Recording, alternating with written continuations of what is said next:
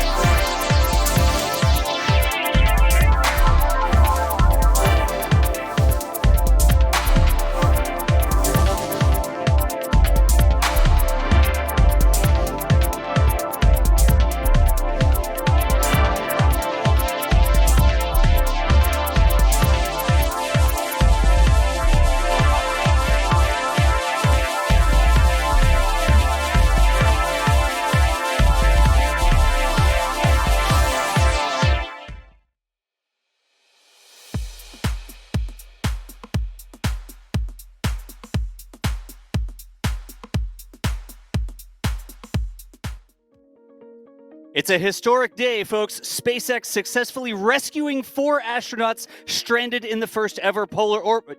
Wait. Well, I'm being told they weren't actually stranded. But anyways, apparently this is a show about oil filters and almost $14 million. EJ gets me. Somebody roll the intro while I figure out what I'm supposed to talk about here. And here we go.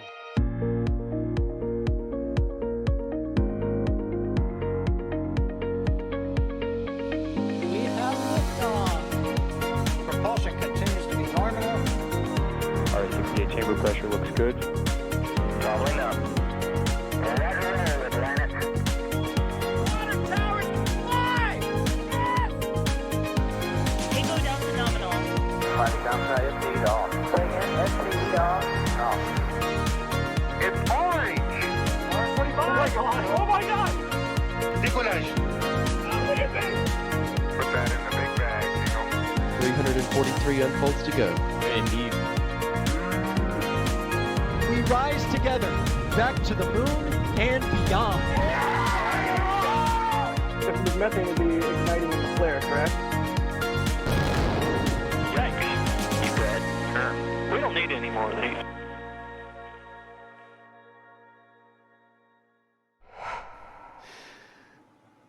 Yes, it's time for the Flame Trench. It's our weekly talk show where we sit down and we give you a piece of our minds. Lots to talk about this week. Kicking it off, I'm John Galloway for NSF. It says it down that way somewhere like that. But y'all know the drill. We're going to be answering some questions. We're going to be talking about all the different news. And the best thing about doing this show live and unscripted is that news can drop literally seconds before we go live and we can still cover it. We're just going to talk about it if you got the reference to almost $14 billion in the intro there. What do we have? We have Fram 2. We've got some Starbase updates. We've got some investigations being closed. Starliner T to go through apparently. ESAR launches out of Norway, and I'm literally scrolling through the list, reading everything. It seems like enough to talk about. What do y'all think? Like an hour and a half, 2 hours, something like that we should be able to get through? Please welcome to the show, here beside me, Mr. EJ. EJ, I was still doing the intro, and then it's like, EJ's on the screen all of a sudden. What's up, dude? I noticed the camera went on and everything. It was great. How you doing? How do you feeling about oil filters these days? I don't personally. I'm not really a fan of that particular orange brand of oil filters. More of a but, percolator guy? Like, I mean, Wix or Wix, Motorcraft. Motorcraft. Just saying. All Like, right. not an official endorsement, Good deal. Y'all know EJ. EJ is on these shows more than I am. A longtime friend, streamer over on Twitch. Probably live on Twitch right now. What's up, Twitch? How y'all doing? But EJ... He saw us, chat. Wait, what? He saw us. He mentioned that. Chat mentioned. Wait, what? Sorry. EJ's a longtime friend and has been holding down these shows quite a bit. So, EJ, we look forward to getting a piece of your mind in the Flame Trench today. Also, no, well, not physically or literally. Oh, Anyways, okay. Yeah. Also on screen here today is Mr. Sawyer. Sawyer, how you doing, buddy? I'm doing pretty good. It's getting the old Twitch gang back together. All of us from the old Kerbal days of Twitch, 2013, 14, 15 era. And like a Das, reunion I know you're not on here very often, so just to inaugurate you with the latest iterations of the Flame Trench, Long March 5. I see that. I know the Long March 5 thing. I feel like I'm not March 5. like in Long on March that. 5. Maybe I'll pick Long it up March over the 5. course of the show. Good lord. Yes. So that's the drill, folks. We're going to be reading some chat. I got it over on this monitor here. It's pointing this way. We're going to be answering some questions. EJ, if stuff comes in over on Twitch, grab us stuff from Twitch as well. We'll be doing super chats like the whole shooting match here during the Flame Trench, but we do have a lot to talk about, so we should jump right in. The next topic, or I guess the topic we're going to kick it off with, is illustrated by a single bullet point here on my little document that makes me not forget what I'm supposed to mention. Defense.gov. Drop in some contract information. Do we put anybody's name on this one, or are we just going to dive in and read this thing? We can just dive in if you guys want.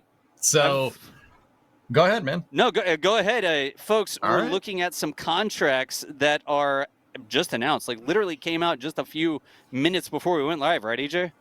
Yeah, at the last second, this became. I became aware of this, and I was like, you know what, we should probably put this in the flame trench, like right at the top. So this is a contract award from defense.gov. So what this contract award is for National Security Space Launch, or NSSL for short.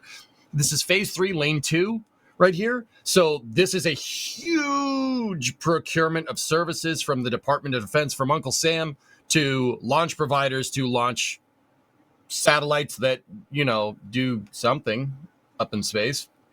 What do they do? Don't know. Whatever they want them to. Yeah, well, yeah, exactly. There you go. Yeah, did you guys get the memo? Jeez. All right. So the crazy thing is that, all right, there's some big numbers getting thrown around here. So to give you the cliff notes here, once again, this is for launch services procurement. So this is 5.9 billion with a B, tres comas, all right, to SpaceX, right? And then a little bit below that, you have ULA, or United Launch Services LLC. It's pretty much the same thing. 5.3 billion with a B, right? With a B. And then here's the curveball.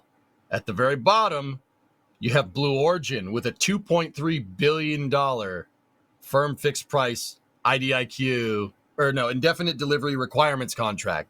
Blue Origin has got a Department of Defense contract for New Glenn. There's a lot of money being thrown around here. This is a huge infusion into the commercial launch services industry. Very, very much a big deal. Yeah. Keep in mind that all 3 of these rockets are reusable in some way. I think that's another very pertinent point. I mean, people are going to be like, Vulcan is smart. Hey, it still counts. All right? It still counts. What's up? Did I do the math correctly? I mean, 5 point something, right? Plus 5.9, 5.3. Yeah, 5.9 plus 5.366. You round it to 5.4 if you want. Plus 2. So we're at 10.2. 386, 2.4 basically. 12.2. So just south of $13 billion. Did I get that right? Oh, that's all. Close. It's not 14. It's only 13. Who cares then? Well, no. It was 11.2 because 5.9 plus 5.4 is 11 point whatever. We missed $1 billion in there, EJ. Yeah. So no comment. That is a significant amount of money. I mean, you're looking at SpaceX, right? It doesn't put in like a per launch cost in there, but that's how many launches do you get from SpaceX for $5.9 billion? Like 100 launches, 50 launches? I didn't quick math that. Somebody quick math that. And going down to United Launch Alliance, $5.3 billion. What do you get from ULA? Like 3 launches for that? Thank you for that chuckle. Ouch. And then Blue Origin, who knows how much you get from Blue Origin, but I don't actually know. Maybe 3.5, about 3.5. In any event, Sawyer, how do you feel about this? Is this like a huge deal? It feels like a massive infusion, but does this match with previous awards or what? I mean, I think the biggest thing with this is the fact that you now have the 3 providers in there. We're talking SpaceX, we're talking ULA, and now Blue Origin. I think that's the honestly big surprise of this one. Because when you think of Phase 3, you think of these really big contracts. These are the big, super expensive, we really don't want these to blow up because that would be massively horrendous, more so than usual, satellites in these contracts. So I think that's the biggest thing here. But also interesting of note for all of these, I'm not sure if that means that that's where all of these spacecraft will be built or if this implies where future vehicles might be launched. But it does say for all of them, and in particular for Blue Origin, that work will be performed in Merritt Island, Florida, Cape Canaveral Space Force Station, Kennedy Space Center, and Vandenberg Space Force Base, California. Blue Origin out of Vandy.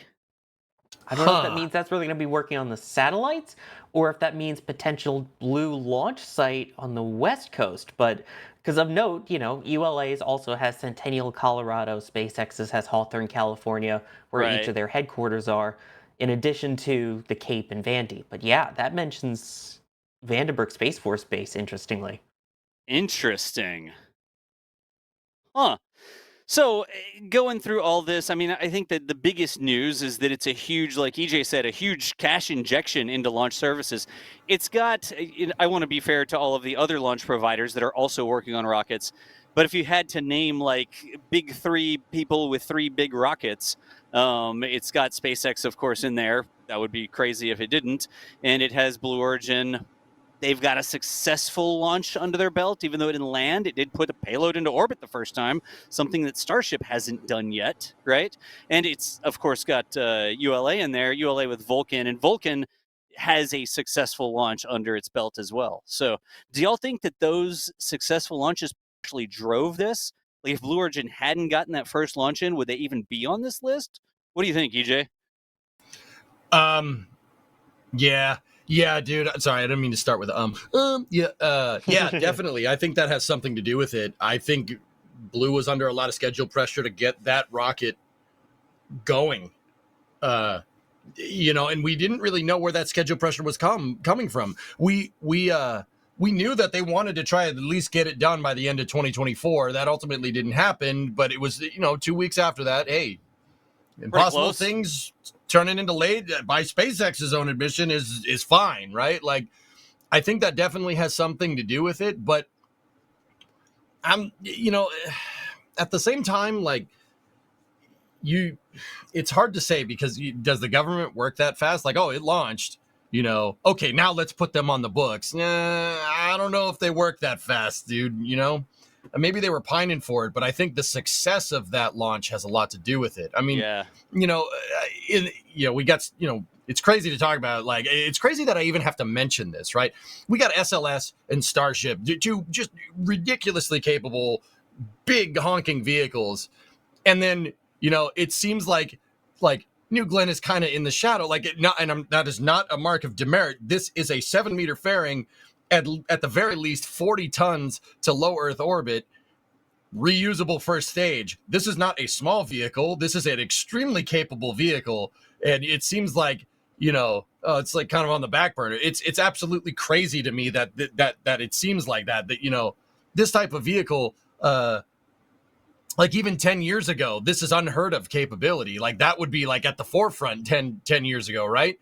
Like I'm pumped that they got a contract, and that's more money for New Glenn to get flying. And man, I think that the successful launch does have a lot to do with it, but I think they were going to go for it anyway. You can't ignore this vehicle's capabilities, man.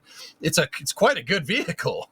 Yeah. But at the same time, you also need the 2 qualification flights to get those national security payloads up there.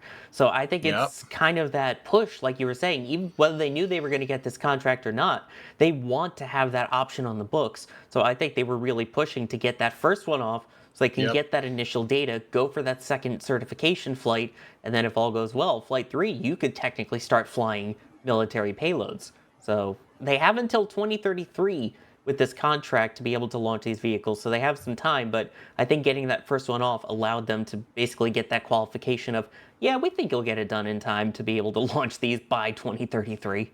Yeah. Hey, here's the thing that sort of sticks out to me in the announcement from the DoD, right? This is sort of like legal language, government procurement language, right? But it says this contract was a competitive acquisition and 4 offers were received. We've got 3 names in the list. Did one of those companies do 2 different offers, or was there a 4th company putting their name in the hat? I don't know off the top of my head. I didn't see that anywhere else announced. Does anybody have any more information on what that 4th offer might have been? Chat? No. I mean, one thing that EJ, you pointed out in the back channel that we did have a tweet from SpaceX as well saying that for their particular contract, they will be using 2 different launch vehicles. So I wonder if that could be part of it. They announced that these missions will include a mix of Falcon 9 and Falcon Heavy rockets and will take place over a 5-year period, as you see on your screen there. I don't know if that's just for the 2 different vehicles, but I wonder if maybe there was another company in there. Could it have been, I don't know, Rocket Lab may be too small of a vehicle, even with Neutron. Yeah, I don't know. Relativity, maybe with their upcoming Terran R, but that not being ready yet. I don't know. That's a good question. Yeah, it really is. Like, I'm seeing a bunch of names put in the chat. Like, was it Firefly? Was it Gilmore Space? I mean, people are just naming launch providers at this point. Stoke is a name that pops up a lot. Rocket Lab, of course, you just said that. I'm really curious who that fourth one is. I think it's something you could get to the bottom of. Like, they have to be able to tell us which bids were put in or whatever, right? But it's curious that Starship's not mentioned there in SpaceX's response. Also curious what the deleted post above that was, but whatever. I don't. I was wondering that too. That's what I'm trying to look up. Yeah, Like, yeah. What was that? Huh. I mean, we talked last Flame Trench, they just dropped that they would be able to qualify Starship to fly some of the larger NASA payloads. So I think it makes sense that DoD is still kind of holding off and going with the old reliable. And even when they said they'd be retiring the Falcon family, we were figuring into the 2030s. So this all kind of lines up. Yeah, yeah. And I see Boeing coming up a lot, right? But Boeing coming up a lot. What does Boeing launch? Like, Boeing doesn't really have its own launcher, does it? SLS, I mean, kinda? Unless you Kinda? wanted SLS up in there, like, Man, well, that would be crazy if SLS was in the bidding and the only one that didn't get a contract was SLS. I don't know if that's actually accurate. That would have been pretty wacky. I don't know. that would be a little awkward. I think that's something that we'll do some more research. Again, this dropped right before we started the show. We're looking at the one thing, and then these tweets are coming in. So if more tweet information comes out, I know we're watching out on the back channel here. So people reading the new information that comes out on the socials and stuff like that. Let's see what else comes up here. But that is interesting. I think we all like seeing money being spent in space. I know that hopefully that's not too controversial of a topic. I know we don't like money being wasted in space. But keeping a healthy ability to put stuff into space over here on U.S. soil is kind of a big deal. So it's good to see money going into that, right? Yes, even if they can't tell us what the satellites are for or what they're going to be doing. Yeah, yeah.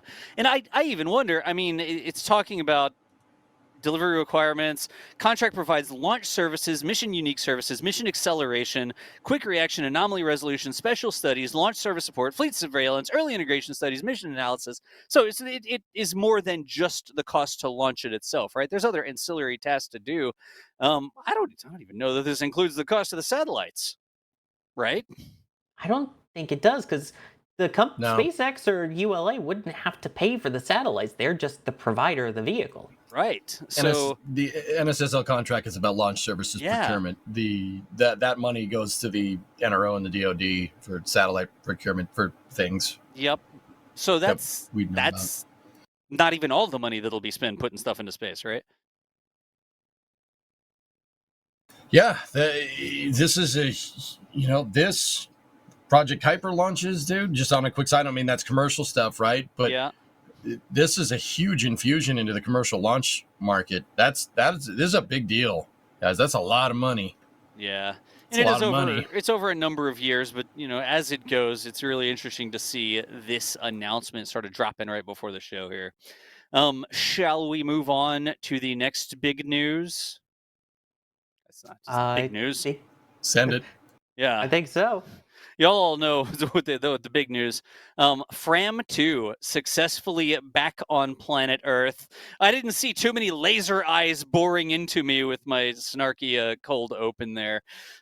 Still got to get a little bit of mileage out of being stranded in space or not, since we're doing an entire video on that, aren't we, Sawyer? It may or may not have written that this week, yeah. I know. It's like, wow, the stranded astronauts you haven't heard about.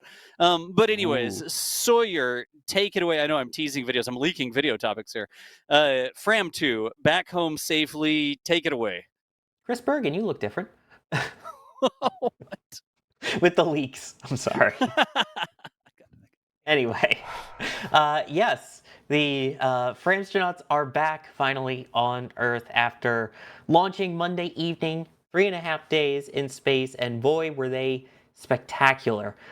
This was the first ever mission to launch people around the poles, so instead of orbiting in a somewhat equatorial orbit, it completed what Shuttle was never able to do out of launching from Vandenberg, but launching from Cape Canaveral from 39A, the Falcon 9 and Fram 2 orbiting at a 90-degree inclination, passing over the North and South poles.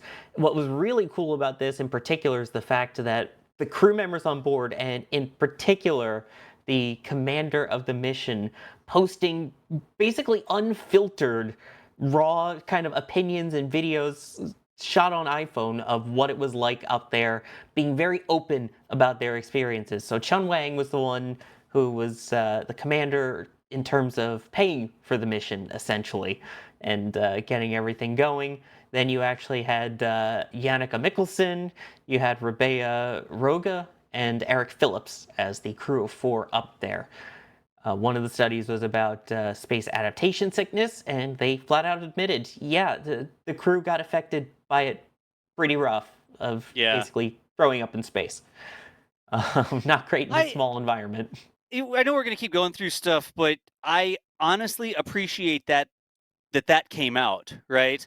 Like when you have the professional astronauts that have been slung around in the centrifuge for 100 days before they go to space or whatever, it always felt like it was sort of embarrassing, or medical privacy or whatever gets bandied around, where you never hear about that.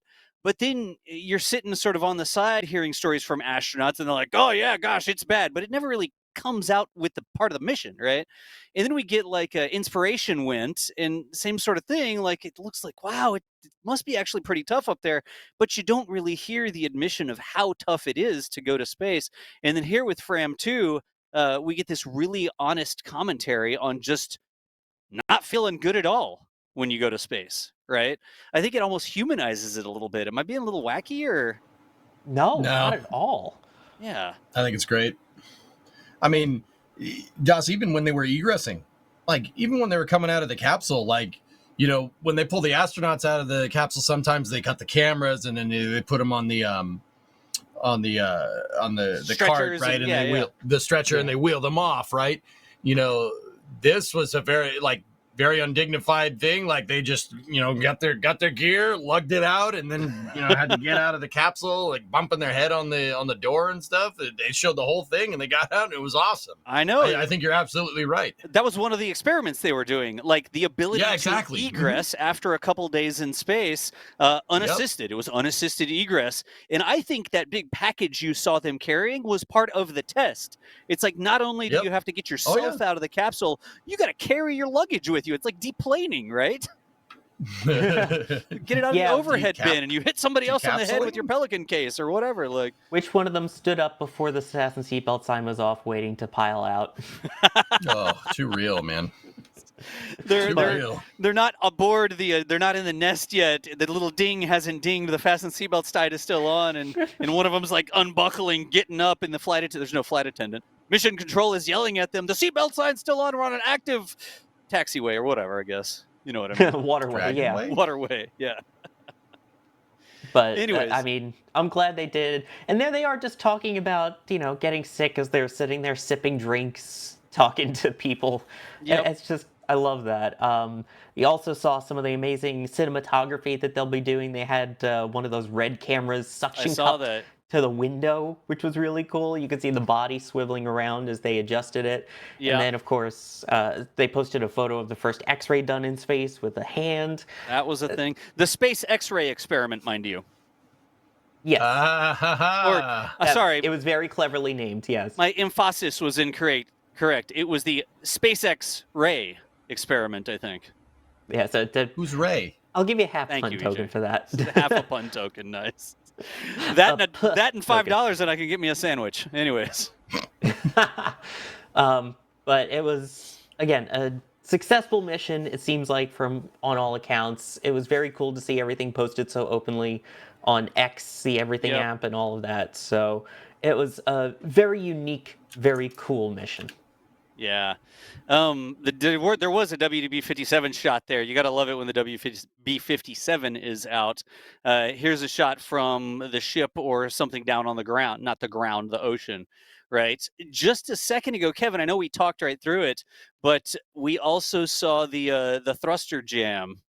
Not not thruster jam. Sorry, not thruster jam. The thruster beats or whatever is probably the right way to say it. I mean, yeah. Just before re-entry, they took a video of one of the deorbit burns, not the big one, but one of the like mid deorbit burns. So Yeah. It was a deorbit phase, right, Sawyer? Exactly. Yeah. EJ, you were talking about what we were hearing, though. Yeah. So I don't know if this can they actually hear this or I don't know, Kevin. Can they hear this? Hi, Kevin. Chat, can they hear? Can y'all hear this? I don't know. No, they can't. But give me a second. Okay, here. All Wait, right, EJ, make the noises. The noise suppression is making it so you can't hear the noises EJ's making. Oh God. So, all right. What are you going to do? I mean, they could probably hear it for what it's worth. You guys probably can't hear it on Discord. Probably. Oh, who knows? Yeah, Kevin can work on that though. But even just little stuff like that, like they're posting like 15-minute long videos. No. It's like vlogs from space or whatever, not really filtered. Dude in charge of the mission who bought the mission and sponsored the whole thing is just like, yeah, here's what we're going to talk about. I'm going to start recording some stuff and we're going to talk about things for 15 minutes and just like release it. Sorry, No what'd you what? call them? Wait, what did I say?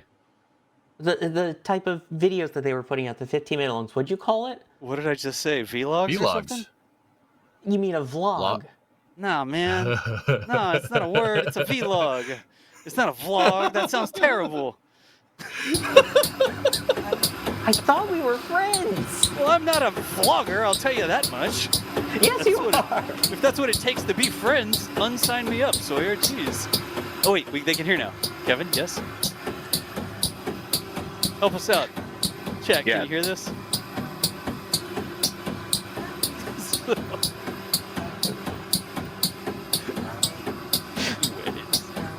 EJ, these are like the solenoids opening and closing. The thrusters are just... It's not like you might think of a thruster that's being controlled by MechJeb, just constantly on the entire time, right? It's just little spurts, right?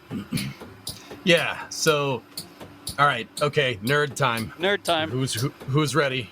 Who's ready? Are you guys ready? I'm ready, Brace yeah. yourselves. Let's do it. The nerdry is coming. So, Dragon uses, and this is actually, frankly, most spacecraft, but Dragon uses a pressure-fed hypergolic system, meaning you have helium tanks that are pressurizing a liquid fuel and oxidizer tank, and those are going to the thrusters. Now, because reaction control system thrusters are rocket engines. They are rocket engines. It's a kind of a regular de Laval convergent divergent nozzle, right? But it doesn't have like turbine machinery behind it because it's pressure-fed. The other thing is that, unlike like a shuttle engine or a Raptor engine, these engines don't have like a active cooling system, right? They can't like run propellants through them. The propellants, the liquid fuel and oxidizers they're using is not very cold. It's actually just kind of room temperature, I guess. So now what are they using? They're using hypergolic propellants. It's monomethylhydrazine and nitrogen tetroxide. Now, to simplify the rocket engine design, right? No need for pumps. You're pressure fed, and you don't need like an injector or like a fuel injection plate, or an and you don't need turbine source. Machinery. Yeah, exactly. You don't need a fuel ignition source. Exactly. When these two hit each other, they explode. So that keeps the thrusters design very, very, very, very simple. Basically, the thruster at the very top of the combustion chamber has two solenoids, right? And those two solenoids, just one of them has NTO, the other one has MMH, and they fire into the thruster and they explode. You get rocket engine doing rocket things. Goes right out the nozzle. But you have to pulse these things. The reason why you have to pulse these things is because if you consider, like when From 2 launched, you looked at the Merlin vacuum engine. Merlin vacuum engine, the nozzle is glowing. That's actually how it cools itself. Because of what it's made out of, it radiates the heat instead of convecting it or conducting it. Because you can't convect it, there's no atmosphere, and you don't need the rest of your spacecraft melting or your poppet seals blowing up. So conducting heat is not a good idea either. So it radiates it out through light. Now, the RCS thrusters do the same thing. They glow.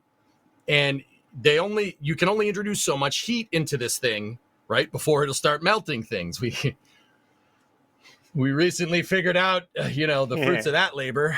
It's great. Yeah. But on Dragon, they're pulsing the thruster, so that's why you hear the noise, because they can't They can't just keep them on like Das was saying. You can't just mech jeb this thing. Just all right, RCS burn for like 5 minutes.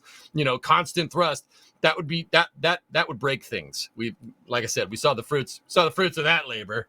So yeah, they're pulsing the thrusters, which is why you hear those clicking noises. Yeah, it's more of a The duty two cycle solenoids. thing. Yeah. Yeah, exactly. It's called pulse width modulation. I was actually reading about it, but yeah, Your book? pulse width So modulation. in You your have to book, like the book you had. Oh yeah. That's like your, What do you think? This is just a prop? Oh, I read this. I don't know. What's the title of that book, EJ? Hang on. What is it?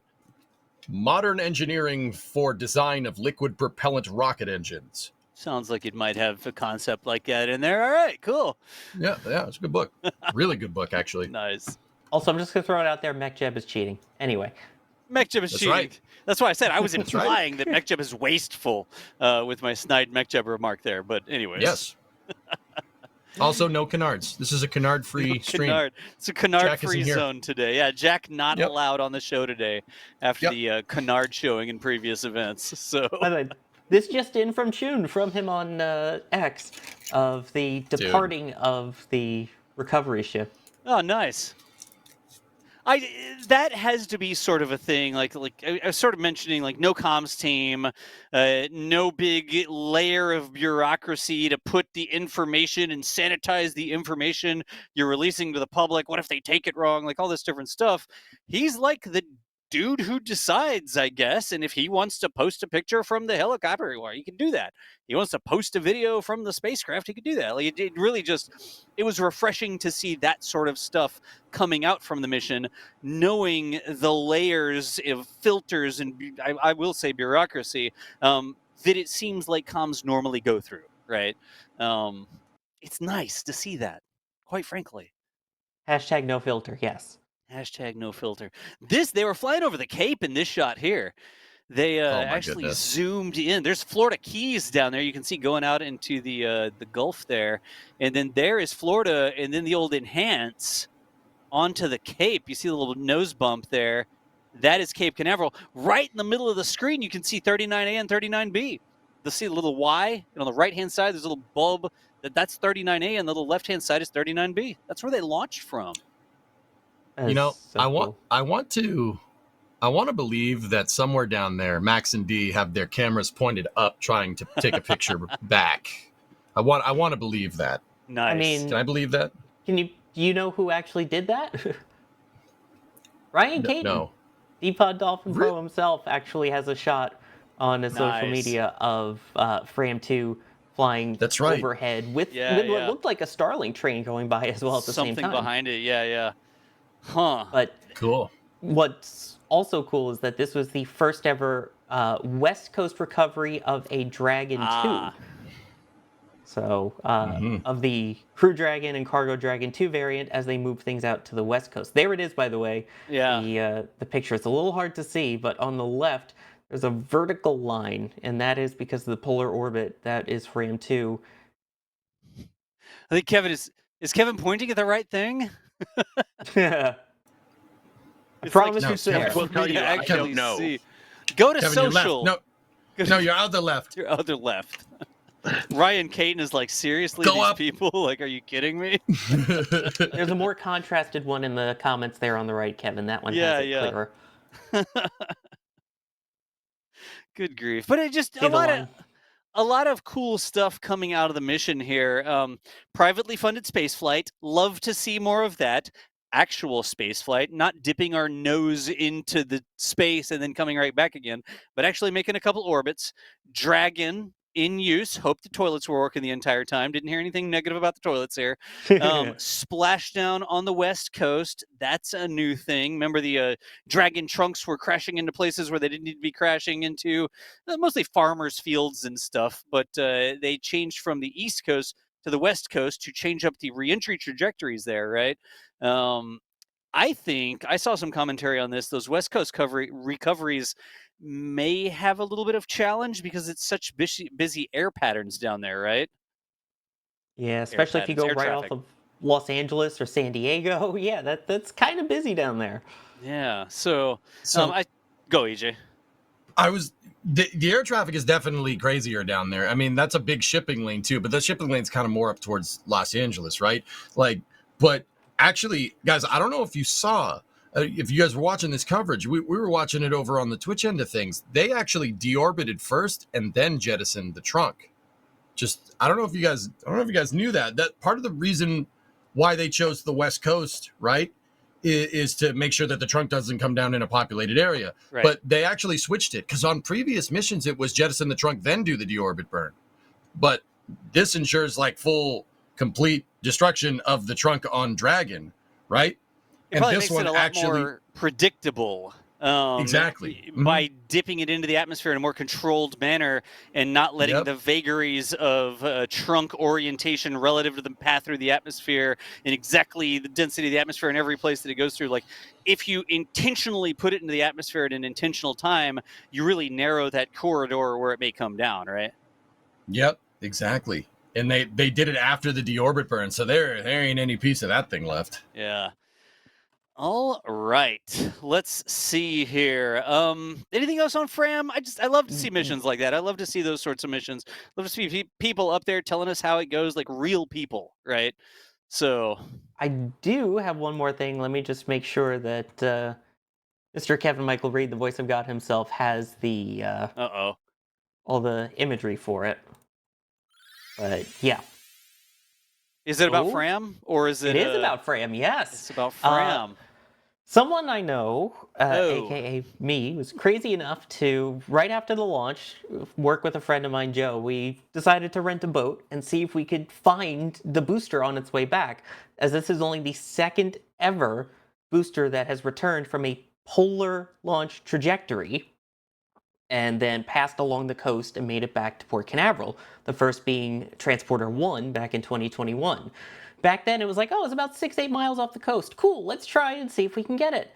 Yep. So, coming back from the Cape, and I see the tracker, I'm like, oh my gosh, it's right there. So, we worked with the boat captain, and we keep going, and 20 miles out, we finally saw it sticking up out of the water, and we found it off the coast of Stuart, Florida.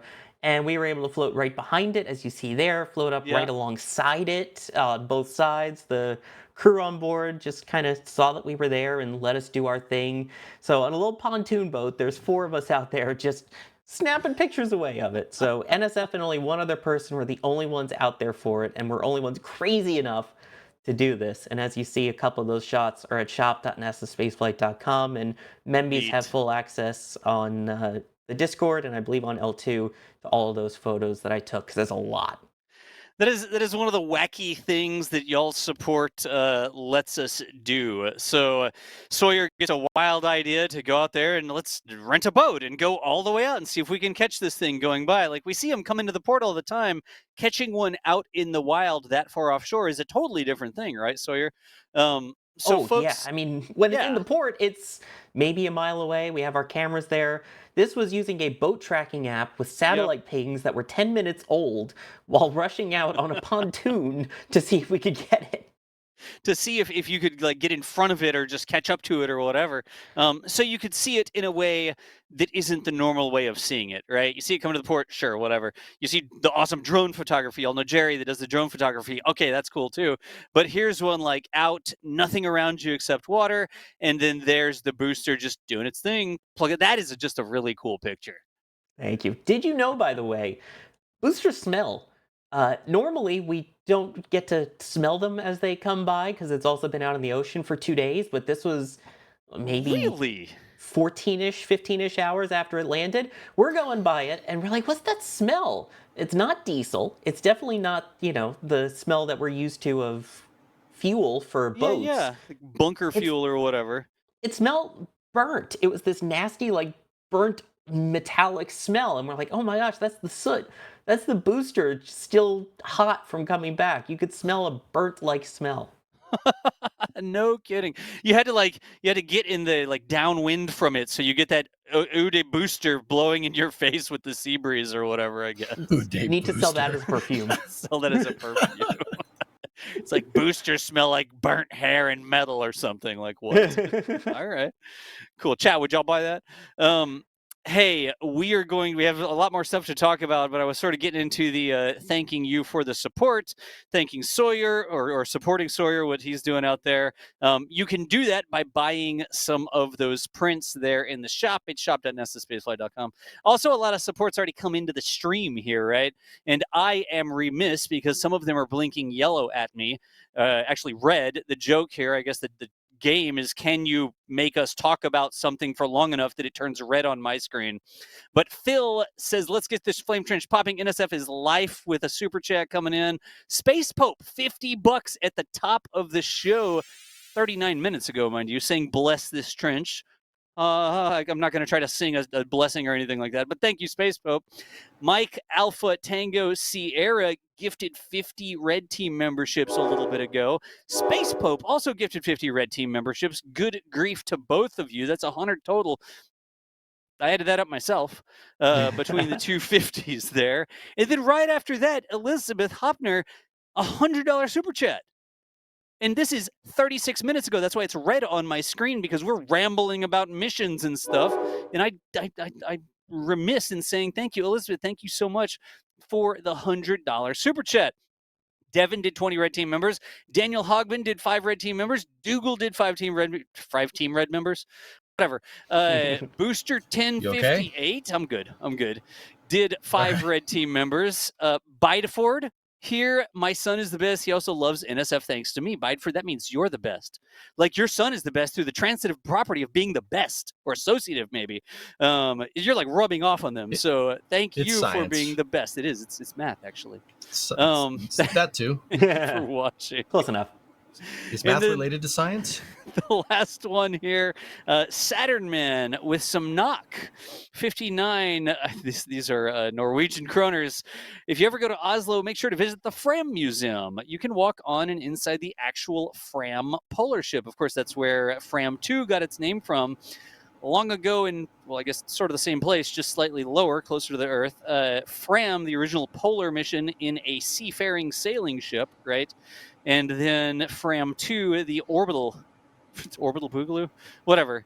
Fram 2, named after the original Fram expeditions. You got Framonauts, you got all sorts of stuff, references in there. But anyways, folks, we don't spend the entire show talking about the thanks. We couldn't keep doing the shows without y'all's thanks. So thanks. Moving right along. What's the next topic here? Oh, scrolling down. There we have that. Info material. Oh, buddy. EJ, we're coming to you. Uh-oh. It seems like, some paperwork getting finished up here. Yep. So, just on a quick side note, the New Glenn investigation was closed by the FAA. They closed the mishap investigation from New Glenn, the NG-1 mission. And Blue basically announced that they're one step closer towards the next launch. The New Glenn 1 flight was back in January, and New Glenn did make it. It made it all the way up into space. Great separation, which is a big part of the mission. I mean, liftoff is actually a huge deal. Like, I don't know about you guys, your first orbital rocket attempt, with a rocket that's like, almost a 30-story building, you get it to separate, fine, whatever, it's good, right? Staging, fairing separation was good. Unfortunately, they did have a little bit of a problem with trying to restart the New Glens to do the exoatmospheric land deceleration burn. That's what nice. It's called. There were words in there that made sense, I think. Say that supersonic, supersonic retro propulsion. Sorry, that's what it's called. Anyway, so they unfortunately did have some trouble trying to restart the BE-4 for their entry burn, and that did trigger a mishap investigation. Yeah. Blue has basically isolated it to fluid management and thermal conditioning of the BE-4s, prior to the reentry burn. Long story short, we always, you guys hear, if you watch Falcon 9s with us, you hear like, engine chill has started, or hear, Merlin vacuum is chilling, or, stuff like that. That has to do with thermal conditioning of the rocket engines. You're using cold propellants. Your pumps need to be cold to match the temperature of the propellants. Because if you have a hot impeller and you put cold propellants into it, well, bad stuff happens. So Blue cited that they didn't have the fluid management systems dialed in perfectly, but they do have the solution, and they're looking forward to flying basically at the end of spring, I think is what they said. But yeah, that's not really that big of a deal. Like getting the fluid management right on something you've never done before. I mean, we have our friends at ESAR. They know all about, not getting it right the first time. All right, cool. Do it again. Let's go. Launch another one. Let's do it. So the mishap investigation is closed. So that kind of paves the way for another New Glenn launch, which is great. And once again, it goes back to what I was saying when we were talking about the DoD stuff. New Glenn is not a small launch vehicle. This is a gigantic vehicle. It has a 7-meter payload fairing, which is the biggest payload fairing flying around. It's this capability cannot be understated how good this vehicle actually could be. You could use it to build space stations. Obviously, they're using it to build landers. You could do pretty much whatever you want with this thing. I mean, 7-meter fairing, there's a lot of room for activities in there. Put bunk beds in it. You do all kinds of cool stuff. I'm pumped. Yeah, you can put bunk beds in it, Hey, Das, I got another thing. You like guacamole? Do I like guacamole? Kevin, do we have a guacamole emote or something? Can we put guacamole on the screen? Live avocado cam or something? I don't know. Live avocado cam. I would have prepared the live avocado cam. It's like turning black on like a live stream. Anyways. So, yeah, they closed the mishap investigation, and Blue is basically gunning for that next launch, and I'm here for it. More rockets, more better, as Jack would say. Yeah. Speaking of which, we had so many different great views of that launch. I think this is an official view, but we were out in force, the NSF team out in force. We had some of our new tech, those robotic trackers we've been working on. I've got a pile of equipment building up in the corner of my house that I need to machine some parts for and get the heck out of here before my wife starts hiding it from me. But anyways, she vacuumed around it. She moved it and vacuumed around it. You can send it here. I got space. We're good. You got space. Just in case. You just need more rockets to fly by your house, EJ, to really get the use out of it. I can see them if they fly up the coast. They do ISS missions. I can see those things. The Boston Spaceport coming soon. The Boston Spaceport. That's a point-to-point thing right there. Oh, investors? Possibly you. No? All right, cool. Anyways, that's a whole thing. The mishap investigation being closed, the report complete, flights coming up. See? Guacamole cam! It's right there. Yes! I feel like that's not live. Gosh. Shoe on avocado or it's not live. Anyways, like anybody understands. Twitch gets what I'm saying. Twitch understands the reference there. It is exciting to see. I know, and I think that unfairly, Blue Origin gets a lot of grief because they are who they are, or maybe more accurately, they aren't who they aren't, or they are who they aren't, or whatever you want to say. Yeah, well said. It's exciting to see another launcher come into play. The fact that they put a payload into orbit the first time, that was the big thing for me. It takes a couple times to get the landings, to get to the reuse, right? Everybody falls the first time. Matrix sort of quote there. But to put a payload all the way into orbit on the first time is sort of a big deal. And it's tough to see them get grief for that, knowing that they put that payload all the way into orbit. So anyways, exciting to see Blue Origin getting a little love to the tune of a few $1 billion and continuing on with the mishap investigation being closed, freeing them up to target another launch, let's say sooner rather than later. How's that sound? I mean, yeah, the fact that it's already closed up, which for a first ever flight to have an investigation closed within a couple months, that's pretty darn good. And now add in the fact that they nailed the actual payload part. It's mainly getting that re-entry part down. We've seen on the KSE flyovers and from in their live streams even that they have multiple rockets in processing. They have multiple vehicles that can be ready to go. I think it wouldn't be out of the question to see another launch of Blue Origin coming up in the next couple months. I would say that's possible. Yep. That really is the big thing, right? Like, it's not how did this one launch go? It's the cadence. Like, do you have another rocket ready? Do you have more rocket readies? It's like SpaceX, hardware-rich development. They have rockets waiting to fly. right? Any given test isn't the end all be all of everything. It's not like the entire program is doomed because one test failed. It's very good to see the mentality sort of moving away from that. And it's not just this one, it's how many more are waiting in the barn to fly next, right? Exactly. Yes. Yep. All This is right. great. Send the next one. Send the next one. Get it right. You know, if it blows up, send one after that. Keep going. I guess in terms of mishap investigations, we are going to talk a little bit about Starship mishap investigations. Starhap. It's available the to shop now? Maybe. Hey, it's going to have the debris, the flaming debris all over the hat, right? All over print sort of thing. Star Hat or Starhap. I think I was combining Starship with mishap. Honestly, pretty accurate for the actual Starship these days. But moving right along, let me grab a little bit of support here so that it doesn't turn red. I remembered, chat. I remembered this time. Here we have, I did get Saturn Man. We've got Steve Kalovic says, yes, I'm the awesome son, a.k.a. Bideford Jr. Nice. Apparently typing in chat with your own account. Appreciate you there, Steve. And wait a second, Bideford says, I left my computer open so my son posted the last comment. FYI, I'm a woman. Oh, no, did I say? I knew that, but did I say, in any event, thank you, Bideford. Bideford, is it margarita time? Yes, it's margarita time. Now, wait a second, but the other comments, I feel like we might be getting trolled there. I don't know, one or other. Bideford, we always see your name in the chat. We always see you supporting what we do, so thank you either way. And the last one here, Peter Moss asking for we need a 24/7 stream from Avocado Cam. Peter Moss, the last name checks out for Avocado Cam. There, I guess it'd be more like Peter Mold or Peter Mildew or something.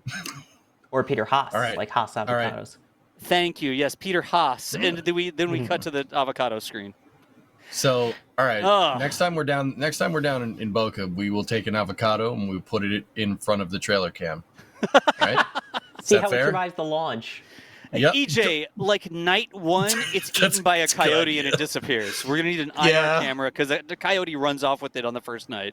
I mean, either it'll rot or something will eat it. Either way, we're all going to have a lot of fun, right? Like, wait a minute. Didn't for Starship Flight 1, Jack tape a thing of bacon inside one of the cameras that we set up at remotes? Was that not a thing? I hope not. That's how you... Do you want ants? That's how you get ants. I mean, this was Starship Flight 1, which amazingly we're coming up on the anniversary of in a couple of weeks. But I remember taping bacon for some reason to see if it cooked. I don't know why. I don't recall that.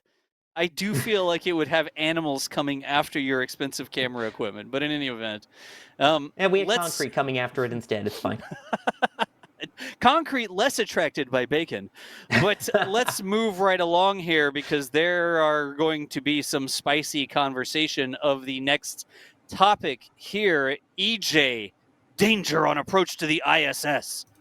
Tell us about the Burger article came out there from the interview. Oh, buckle up, chat. Both chats, Twitch chat. Get the 4-point harness ready to go. This gets spicy. So Eric Berger, he's a writer for Ars Technica and a great author, might I add. Writes a bunch of books about SpaceX, the early days of SpaceX.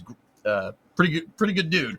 He had an article where he interviewed Butch and Sonny about the Starliner mission that they were on and how they went up on Starliner and how they came back down on Crew 9, right, on a Dragon capsule.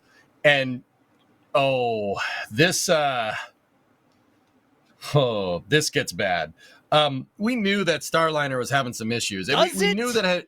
No. What? Does it really? Yeah, there is right? nothing in here we didn't already know. It's just dramatized. Proceed.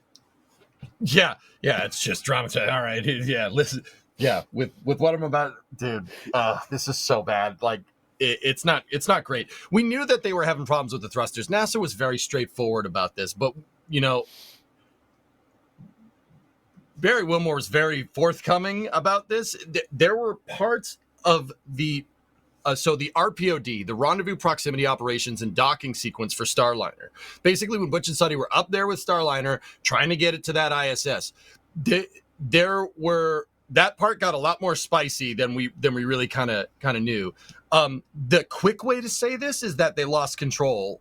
They lost control of the capsule. Like that. It is a little more technical than that, but that is the gist of it. They had what's called a 60OF LOC, 6 degrees of freedom, loss of control. That is extraordinarily bad, especially during rendezvous proximity operations. So what was going on is Starliner was on an automated ascent or automated rendezvous, right? And because they didn't get their pulse width modulation right, they started overheating the poppet seals on the thrusters. What's the poppet seal? Poppet seal, we talked a little bit. There's a reason why I went in depth with those Dragon thrusters when we were here in the deorbit burn with Fromm a second ago. So hopefully people were paying attention. There's a very good reason why I went that detailed. Starliner has a similar type of thruster, right? You know, you have your 2 injectors, right? And your injector has a seal. You ideally don't want that to leak. The Starliner started overheating its thrusters, and it potentially damaged a seal that caused fuel to leak inside of the doghouses. Potentially. We don't know that for sure. But either way, the computer started shutting down thrusters.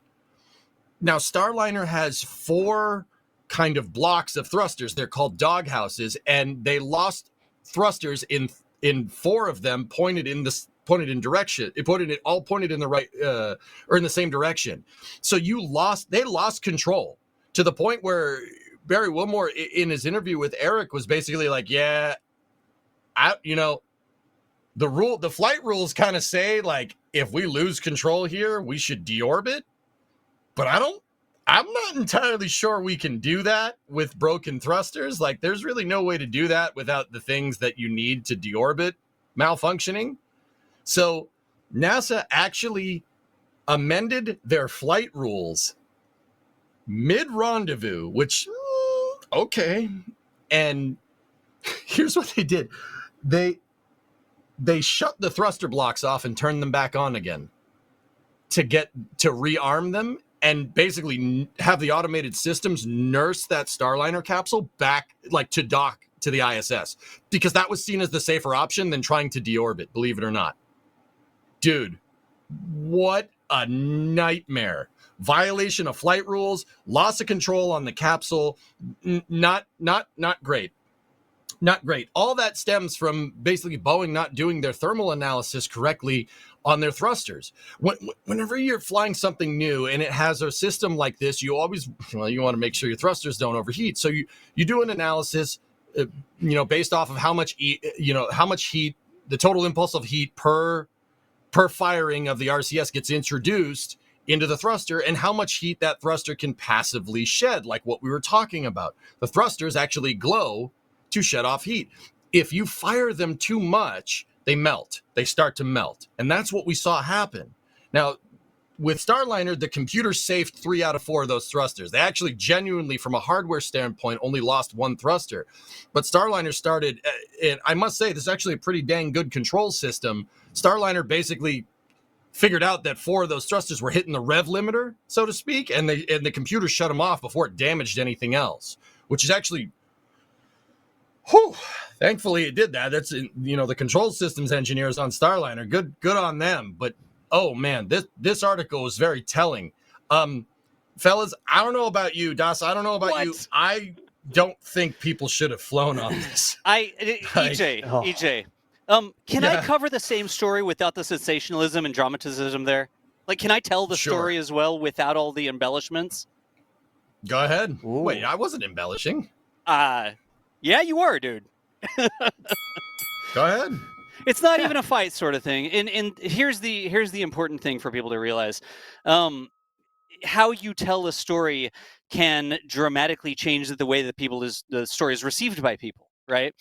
So if you recount the article and you tell it without all of the sensationalism, the drama that people really love, that people love to click on, that people love to buy the story, right? Starliner launches on Atlas V. Ride is fantastically smooth. They say, wow, we're used to the simulations having little deviations. In the ride up was no deviations. It was super weird. We disconnect. We're going on Starliner. Starliner's behaving perfectly. Doesn't say feels like a race car. That's how I sort of read it, right? But Starliner is behaving quite well. And it has very good responsive control when they initially check it out. Then it gets cold. And part of the story there is they had to get rid of some of their, they didn't bring a sleeping bag. They got rid of some of the clothes and room for more ISS cargo, right? Because did they not need it? Did they not think they needed it? I'm not sure, right? But it gets down pretty chilly in the capsule. 50 in the 50s, lower than 50. I'm not sure how they didn't have the exact number there. But it gets cold. And so cold that Butch says he can't sleep, right? Has a fitful sleep. And now it's time to rendezvous at the space station. And he gets up from his inability to sleep, I guess you could say, right? And they begin approaching the space station. And while they're approaching, they move into manual control, and a thruster fails. Like EJ said, it got shut down. And they're continuing to go. They still have redundant thrusters. They haven't lost control. Even just saying it that way, like, wow, the capsule lost control. That's crazy. And you picture this capsule spinning out of control, right? It's Neil Armstrong trying to arrest a Gemini roll or whatever. That's not what happened, right? They still had redundant control. And they're going, and another thruster fails, and they're like, whoa, hold off. Now, as the test pilot, Wilmore knows that they have redundant systems for a reason, right? That's why it's designed that way. And you can lose the system and you can still have control. He says it feels a little sluggish, right? But if you continue losing systems, you continue losing thrusters, you can get to a point where you can't make the capsule go a certain way that you need it to. So what happens? Well, they talk to Mission Control. They pause. He has to get his hands off the control, and they reboot the thrusters. Guess what? The thrusters come back and work. And I think, what did they get? Did they get all of them back? They got everything but one back. And then another thruster fails, right? And another thruster fails, and what happens? Well, hands off. But all they did was reboot the thrusters, and then they worked fine. In the loss of control, like you picture this capsule spinning out of control, that's not what was happening. In fact, he even says it in the article that they're drifting, and you have to sort of keep the nose of the Dragon pointed at the docking port on the station, right? And if you drift too much out of control, then you have to abort. The systems can't see the docking port anymore, and so you'd have to abort if you can't get it back into that orientation, right? But that didn't happen. The capsule wasn't spinning out of control. Rebooting the thrusters gave them the control that they needed, and at the end of the day, Starliner docked with the space station. And you can tell the story that way. I've even added more words than I needed, right? You can tell the story that way, and it's not very exciting, right? Even then, Starliner came home just fine. Air quotes around just fine. But Starliner made it home and was successfully recovered. But how you tell that story using the same set of facts, you can change how it sort of lands with people. And I keep hearing, oh, out of control, this thing's spinning around like crazy, right? It wasn't. There's the video of it drifting in. Starliner needs some more work, for sure. I see chat going like crazy out of the corner of my eye. They didn't like your version. Not at It's okay. That's because that's not what people want to buy, right? You want to bang Starliner. You want to say how terrible it is. Oh, it's spun out of control. We didn't know if we were going to make it. Dude. Yeah, but still, Oh, that's no, the story not. that everybody wants. I mean, yeah, I'm not okay sure. with it. Dude, Discuss. yeah, no, I think that's fair. I don't think, like, guys, don't get me wrong. Like, even with the way that I told it, I don't think Starliner should be canceled or anything. I don't think it should be canceled. I think it should. No. I want it to fly. I want more spaceships. All right, but Das, like, you're looking at the capsule. You're looking at it. Oh, it kind of drifts away. They kind of keep the nose pointed at it. Putting it at the space station. Dude, a loss of control during RPOD is no joke. I mean, it doesn't look like much. Doesn't look like much is going on. But a loss of control when you're close to the space station is quite actually a nightmare. That is a nightmare scenario. How, though? That we saw play out. How? What do you mean how? And look how slowly it's drifting towards the station. It's not spinning. It's not ramming into the station. It's like a barely perceptible drift. They have all the time I say they have all the time in the world. They have plenty of time, right? They reboot it and everything works fine. I think that's the scariest part, though, is that it is the barely perceptible drift in a way. In that, yes, it's slightly out of, and it mentions in the article, per their quotes, that it was out of line. It was still within the safe area. Their nose, they could still see it. Right. So it wasn't totally an abort criteria, but it was starting to drift out of the center line where it was. At the same time, though, that's the problem. If you then are able to continue onward, or you can't move your thrusters and you continue forward, then you're hitting into the station as opposed to the docking port. And I think the most interesting part of this is two things. Well, I say one, there's two. One, the idea of having to change those flight rules in the middle of it as you're losing the degrees of freedom. Technically, if you're down to, one redundancy, one set redundant feature, then it should be an abort. This one, they technically got down to 0, where if something else had broken, then we were in bigger problems. The second being that Butch was then trying to hand fly this thing to make it work. I mean, he tried. He was able to get it to work up to a certain point.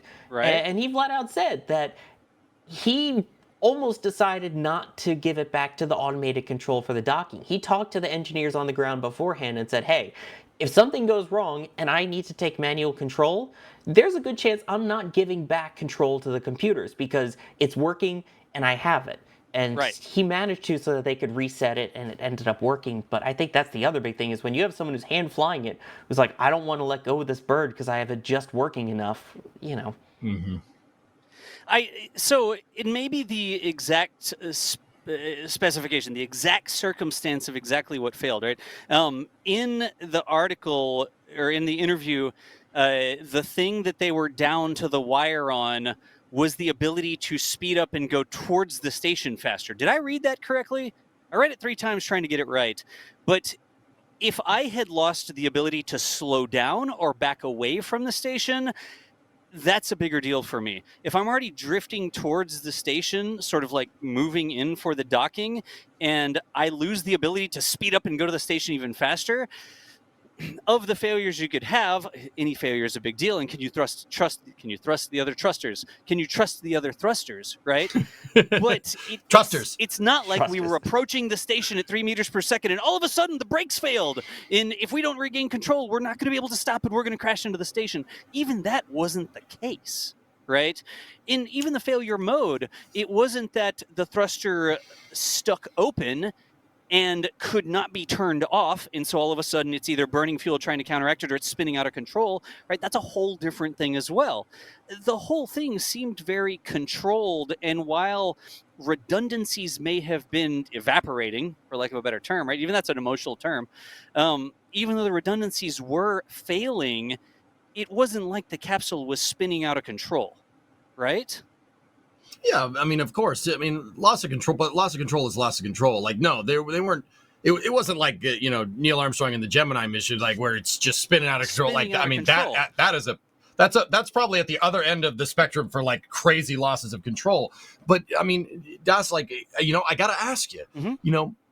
You had these thrusters fail. One of them actually failed from a hardware. They couldn't get one back. The computer said, "No, I'm not. I know. I'm not trying to fire that." That's why we have redundant thrusters. Yeah, absolutely.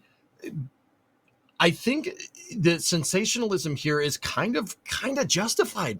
The reason why is because you're getting so much deviance from this capsule, and you're being okay with it is not good. This was supposed to be the shakedown cruise. It's supposed to be an end-to-end demonstration to prove that this capsule is safe, and you're running into quadruple failure modes here. Is that what you mean by deviance? Like things not working as they should, or do you mean deviance like the capsule was out of control, spinning and tumbling, or not even lined up with the station or whatever? This is normalization of deviance 101, dude. Right. I mean, granted, I think NASA Flight Operations and Starliner made the right decision here, sending it to the station because they weren't sure if they could get home. Right, you don't know what you did to the thrusters. They got to the space station and used it kind of as a lifeboat for the capsule, right? But like the sensationalism is kind of warranted here, I think, dude, because NASA violated their own flight rules. Did they? When you're changing. Wait a second. They changed their flight rules around. Well, help me out. Hey, whoa! Y'all just said two different things.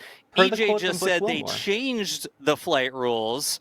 Yeah. And Sawyer said they violated the flight rules. Which is it? Did somebody make a conscious decision to change the flight rules as they were approaching the station? Or did somebody say, screw it, we're just going to do whatever? Who cares what the flight rules are? Like, which one did they do?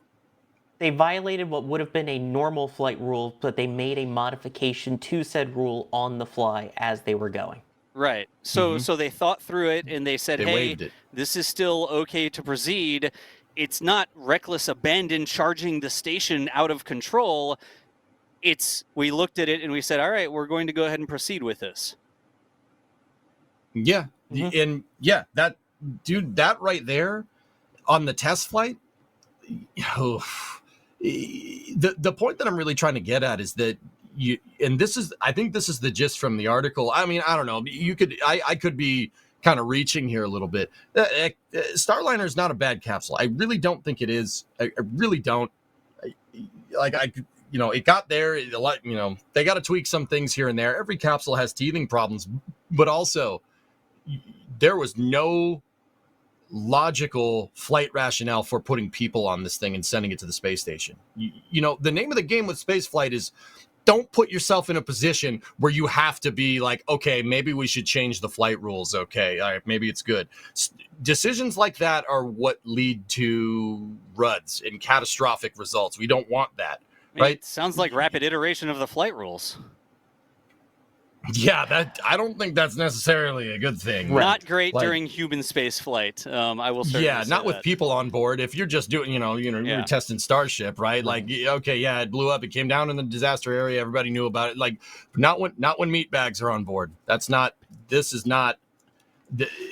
What a nightmare this is. Yeah. I mean, can you imagine if this was a plane?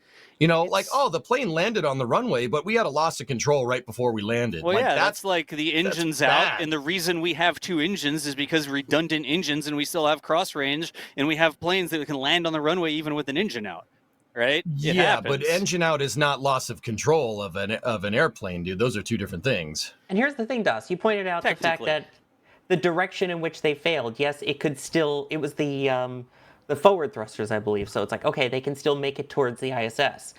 The problem is the fact that you have to make the decision of, wait a minute, it's actually more dangerous to abort than it is to continue with an off-centered docking to the International Space Station, because the ISS at least is a safe haven. They had no idea if there would be enough thrusters in the correct direction that would work to do a safe deorbit that wouldn't become ballistic, that wouldn't go out of control, that would guarantee that they would be in the proper orientation and make it back safely. The fact that even has to be a consideration as your thrusters are failing mid-docking, when it should just be, the whole point is you either dock or if things aren't right, you abort.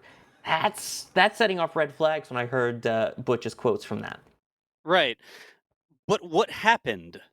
They rebooted the thrusters and they docked fine. They rebooted the thrusters and they deorbited fine. Like, there is a difference between the confidence and not the confidence, right? I think that also your definition of fine. Yes, they're there. They made it safely. They made it on. Yes, the capsule made it back. Things were still failing, though. There were still issues. The crew probably would have been fine, but. Ugh. Well, I'm not even saying that. Like, of course there was issues. Nobody's going to say there's no issues at all with it, right? Right. But how bad they were, like how sensational it was, how crazy was it that this actually happened?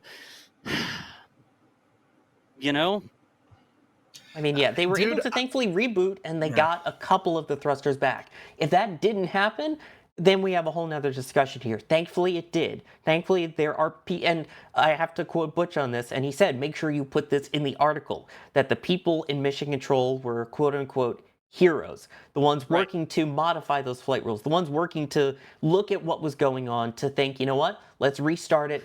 Good, we have just enough thrusters to be able to dock safely. Let's do that, and then we'll reevaluate. I just need to point out really quick there the fact that he did acknowledge the heroes, quote unquote, that were in Mission Control Houston working on this during it. Even ops, that, man. Yeah, but time out. That is an interesting statement, right? In the quote, he's talking about the heroes, the engineers who have studied their system so much that they're in the moment, they can give you the recommendation, right? Those are the heroes. Yes. That's sort of the definition framing of heroes. But at the same time, we're going to shovel blame upon those same heroes who flew the thing and didn't know that the thrusters were going to keep failing, right? Does anybody see the little bit of a... Were people like that silenced, I guess? Is that the right way to say that? What heroes are you talking? You're not talking about Butch and Sonny, are you? It's not their fault. No. We're talking about the engineers. No. The engineers who knew their system front and Oh. back and could make the decision in the moment that A, hey, hands off, let's reboot the thrusters and keep going. B, the safer thing is to continue on to the space station. And then C, at the end of the day, they didn't have the confidence to put the people on board, but they still brought the capsule back home safely. Right? I wouldn't call NASA flight operations. No, I don't think that's really negligent on their part, to be honest with you. So Das, this is what I was trying to say. The analytical model, the thermal analytical model was wrong. Okay, your thermal analysis was no good. Right. I really don't understand why it was no good. These thrusters that Starliner flies are derived from the space shuttle. They're the same RCS design. Yep. Just albeit in a cylinder instead of on a shuttle-shaped spacecraft, right? The crazy thing about this, dude, is that they had problems in the 90s with this exact thing happening, blowing poppet seals on these thrusters Right. with the shuttle, and they fixed it.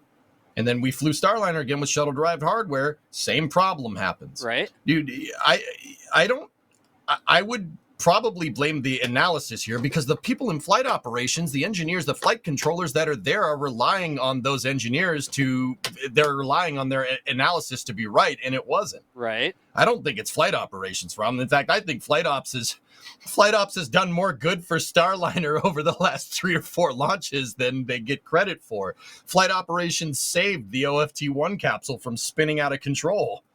Yeah. Because of that timing mission. I wouldn't say it's their fault. I'd say it's the people that did the thermal analysis. I didn't say it was anybody's fault, right? In the conversation always deflects into another direction. Like, should they have flown it in the first place? Was it safe? Did we know about it happening from shuttle? I don't even really agree that there should have been people on it, right? I separate that from the story that's sort of told about how hair-raising it was as they were approaching the station versus watching the video and sort of seeing how things were playing out from the frame of reference that we could see. The capsule not spinning out of control, sort of serenely floating towards the station, losing a thruster, and then it getting rebooted and it coming back up because the people who were down on the ground said, that's the thing to do. That's what you should do. And then sure enough, it worked out that way for most of the thrusters. Again, all of the other things, I think this is so mixed up because of who it is, because it's Starliner, all of these things. But I personally can completely separate, should it have been flown with people, and did they do enough due diligence before they decided to put people on it, with the exact recounting of what, quite frankly, NASA had already told us in all of the press conferences beforehand when they were talking about thrusters failing and getting rebooted and all that sort of thing. Like, I know what the solution is, by the way, for Starliner. What's the solution? Canards. Fixes Thrusters everything. on canards. So if you put the thruster on a canard and one thruster fails, you could just turn it around and create another thruster out of it that goes in a different There you go. See? Solution. Boeing, hire me. No. It's a tough subject to talk about, and I am 100% playing a little devil's advocate here. I have never been in the situation where I'm trying to dock a spacecraft with a space station before. Right. So exactly what happened, EJ, I'm getting there. Exactly what happened. Like, I wasn't there and it wasn't my life on the line. I'll be the first to tell you there. Right. But I do sort of like compartmentalize that and say, now, wait a second, what really happened? Was there new information here beyond the, and I don't even mean to discount it because it shouldn't be discounted, somebody's personal visceral reaction. Right. But the experience that somebody went through versus the technical information that NASA had already given us, and was it really a bombshell, or was it the same story that NASA had already told us, retold in a different way, that sort of got your hackles up a little bit more, that got your blood going a little bit more, right? These are direct quotes from Barry. He said, I don't think we can get home even if we tried to at this point in time, when they had 4 thrusters blow out and they lost, they had the loss of control. Like, is that what he said? Wait a second. Yeah. No. Was it? Okay. Y'all help me out because I thought that I read it, and if I read it the wrong way, was it, I don't think we can get home, or I don't know if it's blah, blah, blah? Here. I don't actually know off the top of my head which one that was. Okay, so somebody can grab it. I have the quote. Yeah, if I not. got it. Okay, cool. Okay, go, Sora. Do it. The quote was, quote, I was thinking we might not come home in this spacecraft. We might not.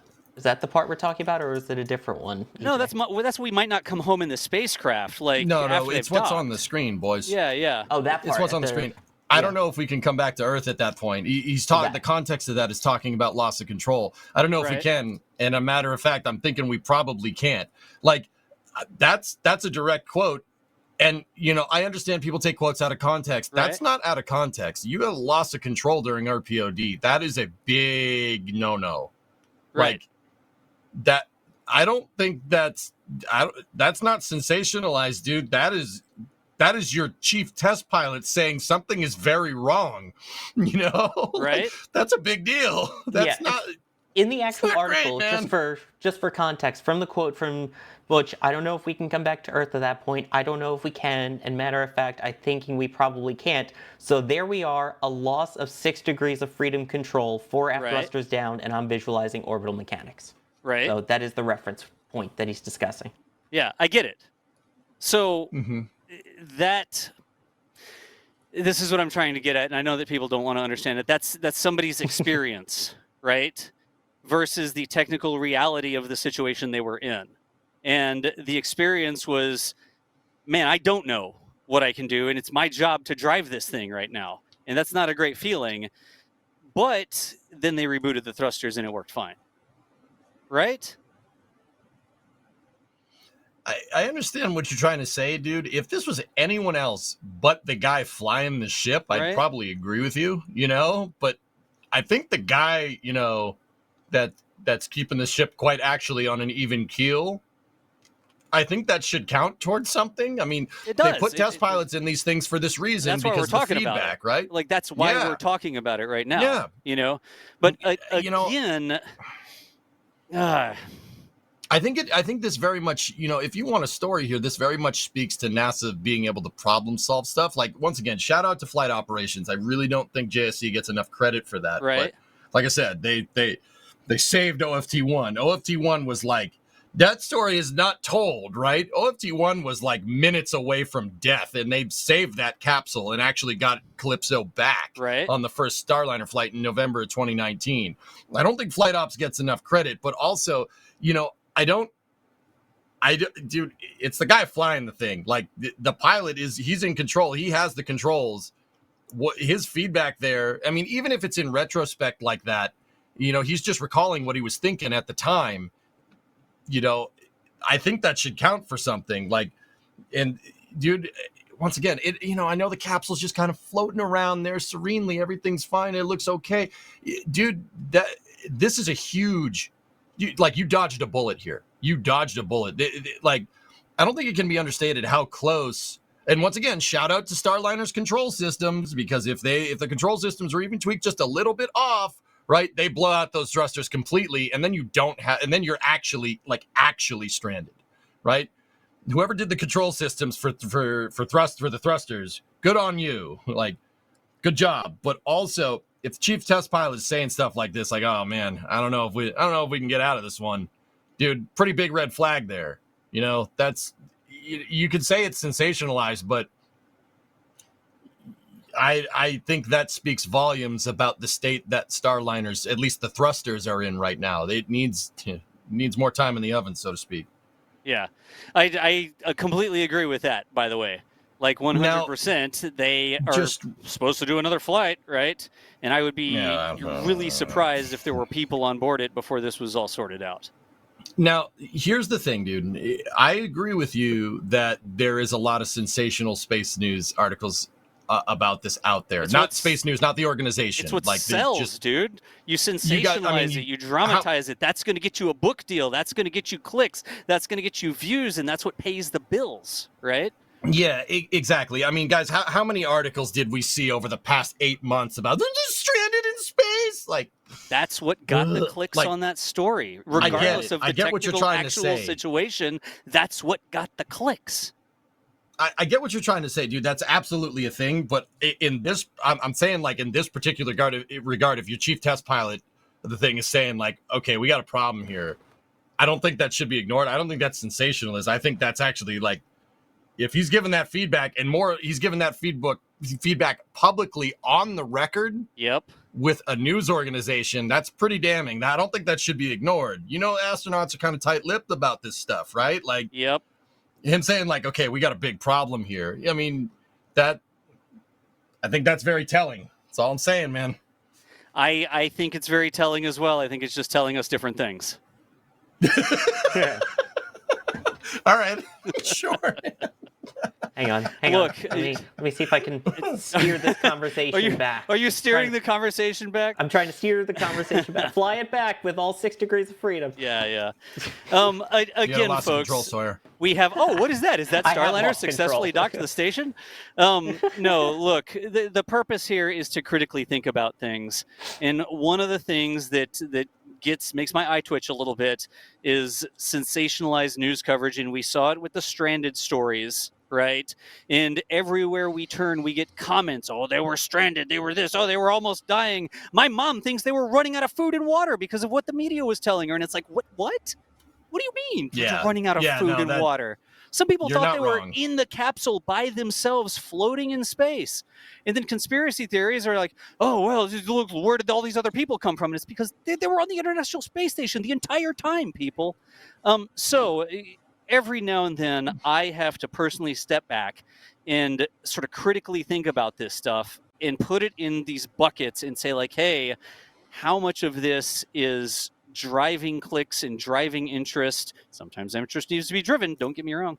How much of it is real technical? How much of it was hidden from us and shouldn't have been? How much of this was just, oh, they weren't telling us the whole story because it was worse than it was, or they were worse than they told us it was, right? Like, unless you talk through these things, you get really bad at just regurgitating the same information or the same beliefs, the things you want to hear. And it's helpful for everybody to think through these things. So I'm not getting on Starliner for the next flight. I'll tell you that much right now. Clearly, they have a ridiculous amount of stuff that they need to do if that thing's going to fly again. It is just very useful to sit back and say, hey, where's this really coming from? Like, let's think about this a little bit. And I appreciate chat going through the exercise. I know y'all give me a lot of grief in chat, but that's okay. It's still important to think through this stuff and not be embarrassed to talk through some of the ideas and stuff like that. That's what I have to say about that. And of course, the most important opinion is on my screen right now. Oh, it's Jake. Yes. Jake, what is your opinion on the state of Starliner and the quotes from Butch and his the thruster issues? Jake is like, I would never lose 6 degrees of control freedom. Like, you could drop me off of a ladder and I would land on my feet. I think he's saying, let me just start batting at it and eventually it'll get back on the correct track to dock. That's his suggestion. Right, Jake? Cool. That's what we'll do next time. All right. Let's see here. We do have more stuff to talk about. I hope there's a lot of super chats telling me that I'm crazy and I wasn't watching the same Starliner mission as y'all. But let me go through some of this. Dude, you kicked the hive, man.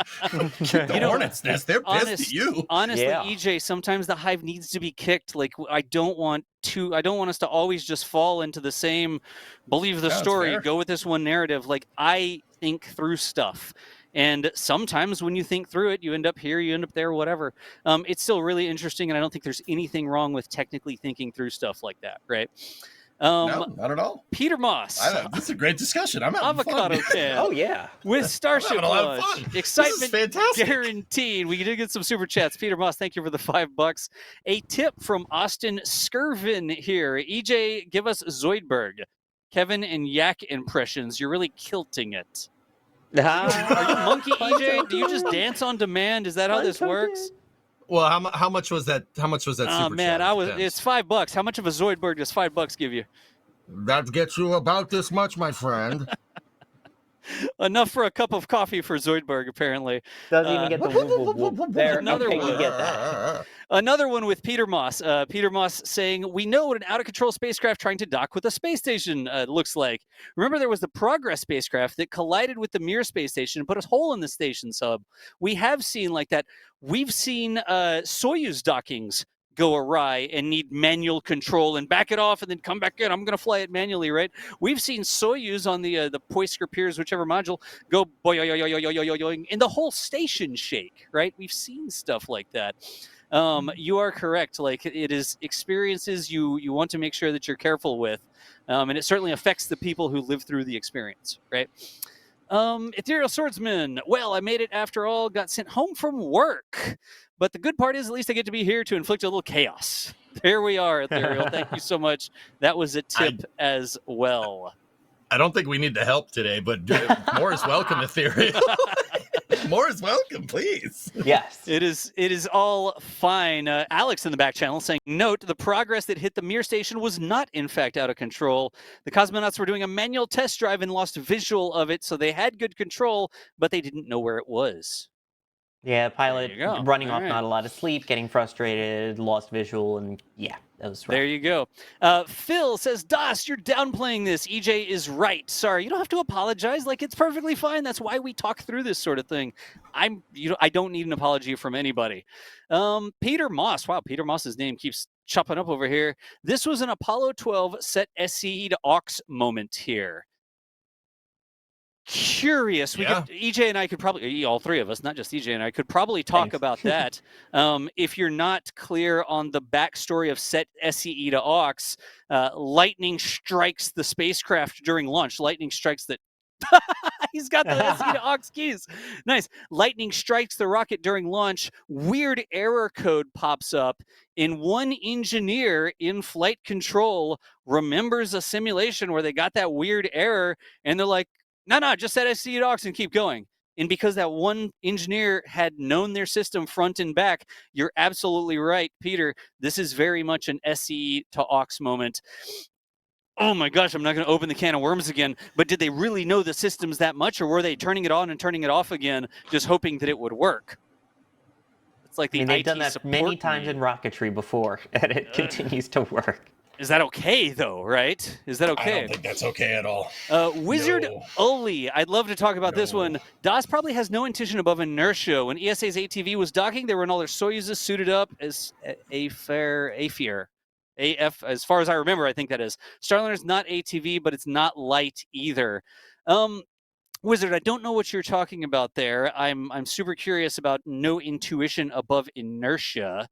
Say that one more time, dude. I got to hear it again. It just says Das has no intuition above inertia. I think it's supposed to be about inertia. The fact that the ATV had a little more of a less than gentle docking system to it. So there are times where, as a precaution during docking operations, they would have them in their suits. So if something went wrong and they needed to zoom out of there, they could. They could. All right. I think having a good intuition and understanding of how inertia works is one reason that I'm like, really? Like, anyways, Wizard, appreciate the support. Y'all, keep the comments going. I'm not scared of any single comment y'all can put over here. I've been on the internet for a long time. Greg Watson, the last one on the list here, in my humble opinion, they were lucky the failure happened on approach. If the failure happened during re-entry burn, this could all be guesswork looking at debris.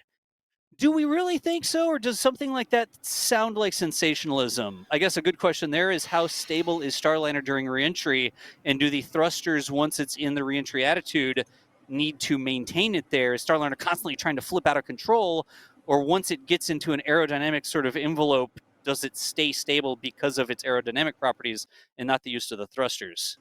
EJ, Sawyer?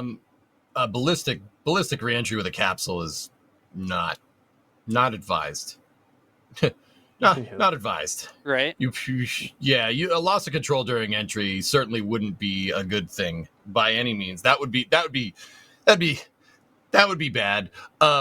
But okay, so if you think about it like this, all right, obviously that's going to be bad. But rendezvous proximity operations is the part that puts the most stress on the thrusters. So I think it would be a reasonable extrapolation that if Starliner made it up to the space station, didn't have any problems, docked to the space station, undocked from the space station, did its deorbit phasing, and then did had a problem during the deorbit burn, that would be very unlikely. The duty cycle, the duty cycle of the Thank you, thrusters hits Jay. the highest. Good Yeah, sorry. grief. Hey, it's me. What do you want? The duty cycle of these thrusters really only goes through gets put through its paces during rendezvous. So if you made it past that, if you could do RPOD, I don't think you'd see a failure mode there. But once again, I don't know. I'm just a guy that just laughed at duty, so I don't know. Take me, what you want from me. He said Oh, duty. jeez. You know? Yes, and now you've got chat saying he Yeah. said duty as well. Yes. It was your In duty Both to say chats. Yep. In That's any right. event, y'all, thank you for all the support. Again, keep it coming. Can't read every single comment because we got a lot of chat right there during that discussion. EJ, I have one more thing, and even Sawyer, you could be involved with this as well. Yay, And I am going to open myself up to all sorts of heat on this. Okay. Uh-oh. Would it be possible in Kerbal Space Program? Hey, I like where this is going. Oh, yeah. It worked in Kerbal Space Program. Ah. To design a capsule like the Starliner, we know we could get pretty close to that. Put thrusters in the places where Starliner has thrusters, and then do an approach to a station in Kerbal, disabling the thrusters that failed during flight, and see how it feels. In a freaking video game, I get it, but just to see how it feels. This thruster failed, now it feels sluggish. Wow, you're right, look at that. You can really see how that feels sluggish now.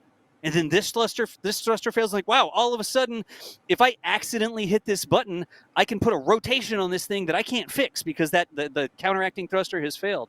Or if I get going too fast, I can't stop it because those thrusters have failed. Do we have that level of information, like a detailed timeline of exactly which thruster that points in which direction and acts with how much force failed at when in the approach, so we could see how it feels for ourselves? 100% understanding that nobody's life is on the line here, and it's a video game, and it's inspired by physics that are close enough that people seem to like it, right? Do y'all think that's possible? In base or realism overhaul? Whichever, because I'm mostly concerned about the feel, the weight of Starliner, the power of the thrusters, not overpowered thrusters, not overpowered reaction wheels, not all the gamification things that they have in there so people can play it, right? How would it feel thinking you're able to control that spacecraft with those failures? Yeah. They'd never let me in the Starliner. If I proposed this, they would never let me in the actual Starliner sim. It's like, hey, put me in the sim, and with no Starliner training or just basic Starliner, show me where the buttons are. Like, let those things fail and let me see how it feels myself. So Boeing's not going to let me do that, right? I've been in the simulator and did it successfully. I'm sorry, what? But did you have the failures? You need the failures. No, this was a normal docking procedure. Sorry. Yeah. Man. I mean, you could do it, EJ. dude. You know you could do it.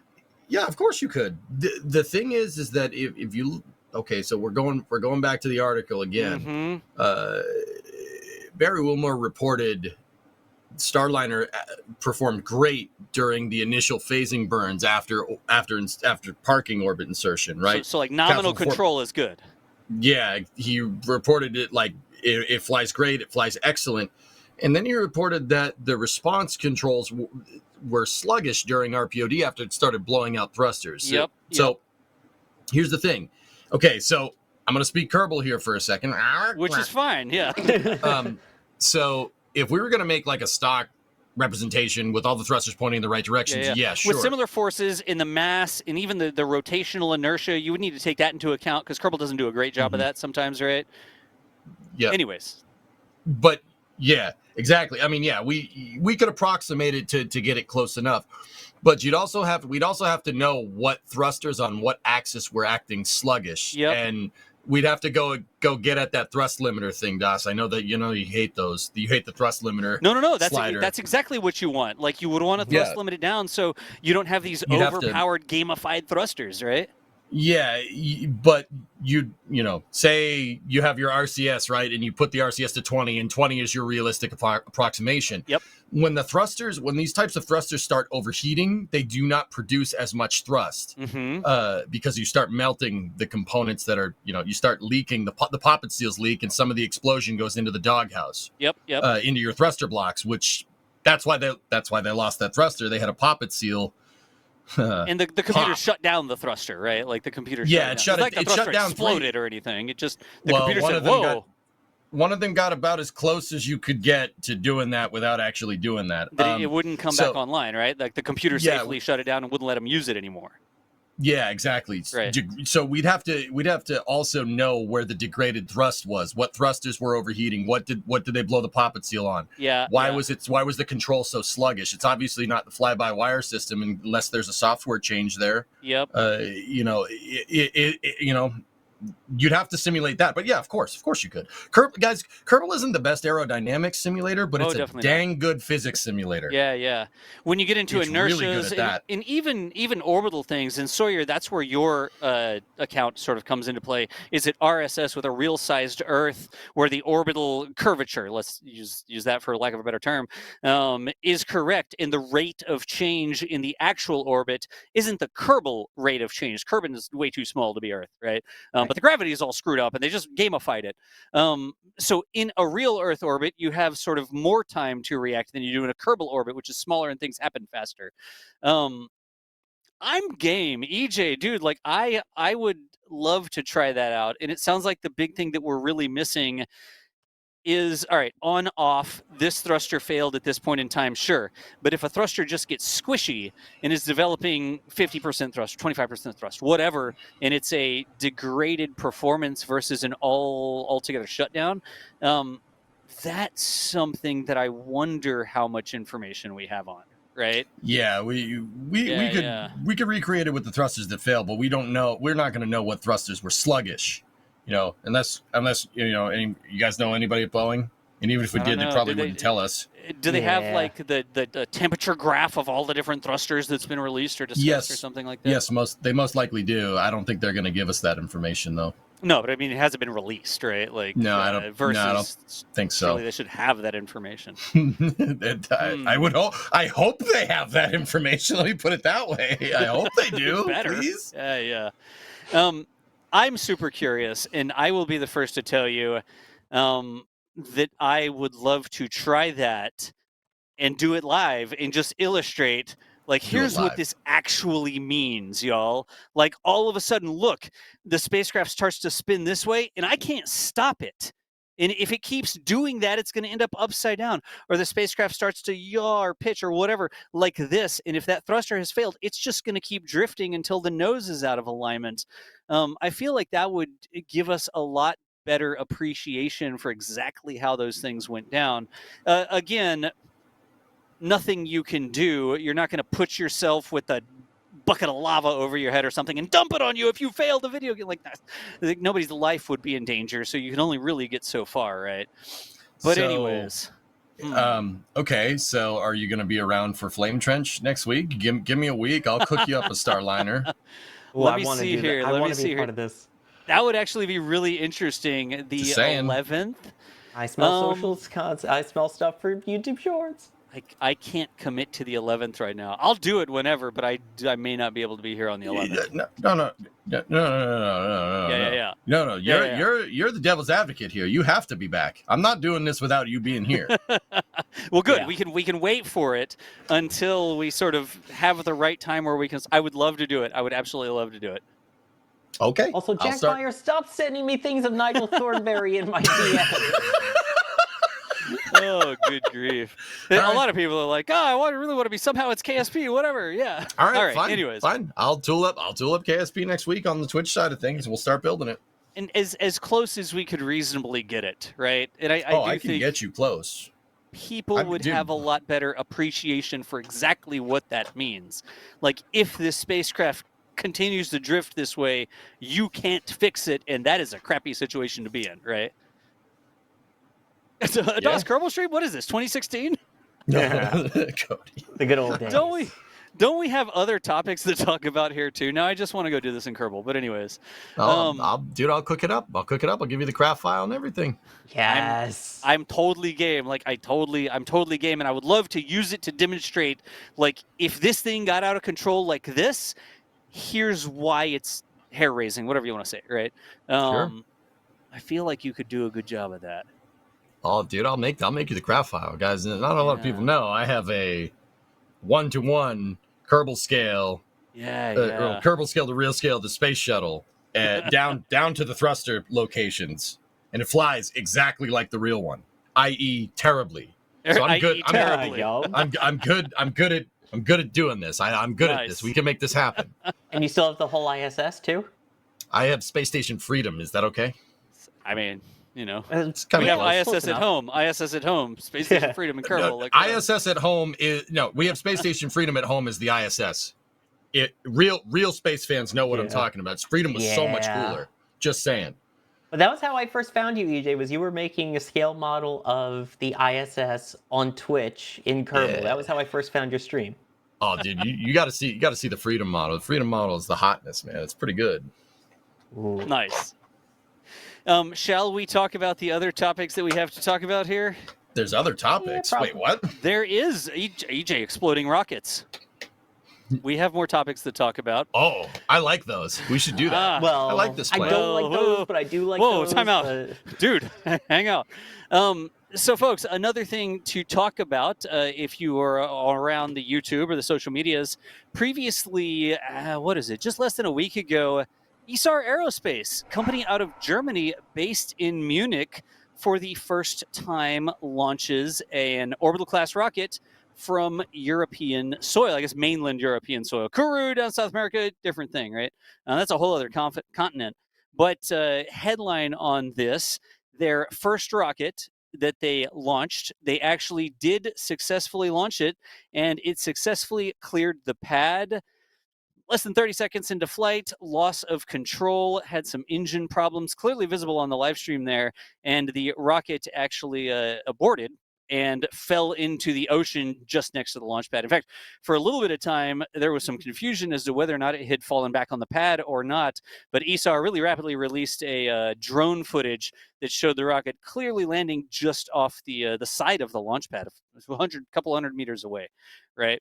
So this is sort of a big deal. You know that we have the series Europe's Future in Space, right?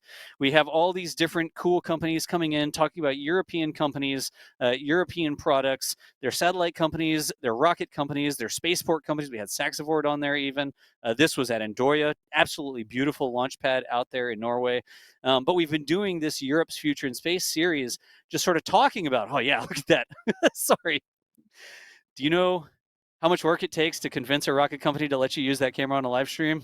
And wait appreciate let the ad run. Doesn't have YouTube Premium? Let the ad run. That's fine. Just we don't have to show it here. It's a big deal because it's a European company working on a the actual class of the rocket here, it's about 1,000 kilograms to orbit. Didn't quite get it there, but it's sort of in line with the Firefly Alpha, right? Firefly Alpha, 1,000 and change to orbit. But look at the launch out there. It's like, it's not a glacier, that's a mountain in the background. The team's out fighting through days of snow to get this the cameras deployed. This track, there's the rocket losing control and aborting the engines, turning the engines off, and then ballistically falling back down again. And then a beautiful wide shot that does not include the launch pad there. That was a big deal for a European company using a European-developed rocket launching from mainland Europe. That's Norway. It's way up there. It's actually inside the Arctic Circle. EJ, Sawyer, how y'all feel about ESAR? Did y'all catch that live? Did you see the rocket go? How y'all feeling about European launchers? Sawyer, teed up. Oh, yeah. I mean, I absolutely saw it. And I know this is going to come down to those people going, oh, well, they're going to call it a success, even though it was a failure, blah, blah, blah. This is absolutely a success. It did not come back down and crash on the launch pad. That's huge. It made it 30 seconds into flight. It was beginning to do its pitch down maneuver. Yep. That's amazing for a first flight of a first vehicle here First time launching from Europe, which is also spectacular to get a new point of access to space, especially for these European companies, rather than having to fly it out to the Cape or send it over by boat and risk, I don't know, damaging, say, vehicles that would need to then dock to the ISS. Sawyer, Totally unrelated. too soon. Jeez. Woof. Woof. Sorry. Anyway, to ESAR. But that's absolutely stunning. And as you pointed out, shutting down the engines and proving that all of the safety features work on this vehicle too. I mean, did it make it to space? No. Is this spectacular that made it off the pad that far and proved so much of the vehicle? Absolutely. And I would absolutely see them flying again sooner rather than later. Yeah. EJ? Dude, I want to, we don't want to sit here and just agree with each other all day, but honestly, you got to give credit where credit is due. ESAR having the figurative stones to cast their first launch, have it end in a spectacular failure, and then just be like, all right, cool. Hey, we'll learn. We got this. Don't worry about it. I like that. I really do. That is the kind of mentality that you need to be a launch provider. Oh, it blew up. All right. Put another one on the pad. We got this. Don't worry about it. We'll learn from this. We'll make it better. It'll be better next time. I love it. I love that they have the stones to show this. It was a very public, very, very high profile launch. It exploded in their face, and they're just like, yeah, all right, cool. We got in the ocean, not in their face. In the it was in the ocean, in the Arctic Ocean, just off the side of the launch pad. But as Sawyer was saying, the fact that they got past separation, cleared the pad on the first try, first attempt, cold turkey. This is not like a legacy company using heritage hardware. It is a totally new design, totally new rockets, totally new engines. The fact that they cleared separation is dang impressive. Yeah. It cannot be understated how impressive that is. That's really good. And, I like how ESAR looks at this, Das. They just, all right, onward and upward, baby. Let's go. That's very, very respectable. I really like that. That's cool. Yeah, it really is. I can't say anything specifically about ESAR here, right? But you think about it, and the mentality of a company that has a launch pad and has a factory that makes rockets, right? And then think about the bottlenecks there. I have a factory. I plan to make more than one rocket. And so you get down to, well, how many launch pads do you have? Here, ESAR has a single launch pad there in Norway. That's straight there in public information. Think about other places and how many launch pads they may have, right? But knowing that you have more rockets behind this first one, and knowing that you're going to launch this first rocket and you're trying to get flight data, how do your initial systems perform for the first time you've ever done this thing, and getting it off the pad and the flight ending in such a way that the pad is still there and ready for the next rocket. It needs a little bit of repair or whatever for the next rocket, but you still have your factory. You still have the stable of rockets that you're building, and you're going to get the next one out there and put it on the pad and fly it again. I think a lot of people don't understand how important that is, like being able to hit the flight cadence, having another one in the magazine ready to go and do it again, and don't hit a 4-year roadblock because you had one mishap. Like, go to the next one, get the next one ready, get the next one, fly it, figure it out, fix the next problem. We see SpaceX do it all the time. SpaceX has sort of pioneered this, especially with the fact that they sort of like put it out there for us to see, right? But I read a bunch of comments on social media. I see people giving pushback like, oh, the rocket blew up and they call it a success. I feel like people that say things like that don't really understand there's still a factory. There's more rockets. The launch pad is there. Let's see how quickly they get that next flight on the launch pad, and let's see how that second flight, that third flight, that fourth flight go, right? You know what the crazy thing about this is like if you cast your mind back to the early parts of the space program, the Air Force is launching Titan missiles, Titan 1 missile, like there's that famous footage of a Titan 1 missile doing the same thing, blowing up, like Vanguard, the Navy's Vanguard blowing up on the pad, Mercury Redstone 1 with the launch escape system shooting off. The press wasn't fair to NASA back then either. We're losing to the Soviets, we're losing the space race, this is ridiculous. But look what happened from that, dude. So, hey, haters gonna hate. Just saying. Yeah. If they're not even fair to NASA, like these commercial companies, like, you're gonna go pick a bone with them, dude. EJ, the end of that clip. Did y'all see the end of that clip? I don't know if we can just cue up the end of the clip. Can Kevin fast forward? I think Kevin can. This is the drone footage there at the end of the clip. There. ESAR put that footage out like a couple hours after that occurred. It's not, it sits in for a month or something like that, and eventually it gets released or something. ESAR had that footage, the drone footage of that. Look at that. It's crazy, dude. Blowing up in the water. You could see the fairing actually go through the water, hit the ground, hit the seafloor, right? And then the rest of the rocket popping. Like, you could see it do like a bunker buster into the water, which is pretty cool. Like, that's what I mean. It's cool. It's cool to look at. And, the fact that they're like, yeah, here, look, it blew up. All right, we got another one. We're good. Yeah. It's cool. Not to call out any particular other space companies where they've had rockets kind of explode over waters near islands in Floridas and Turks and Caicos, and then we never see that footage anywhere. The fact that they put this out within the same day of this, it just goes to show the openness of some of these companies now, which is, I think, refreshing. Yes, I mean, they're private companies. They can choose what they do and don't show. But the fact that they're putting all this out there to the public and saying, look, Europe, we're working on this. You will have a launch vehicle that you can claim as yours launching from European soil within the European mainland area. I mean, that's exciting to finally have another country in on the, or another continent, I guess, in this case, in on the game.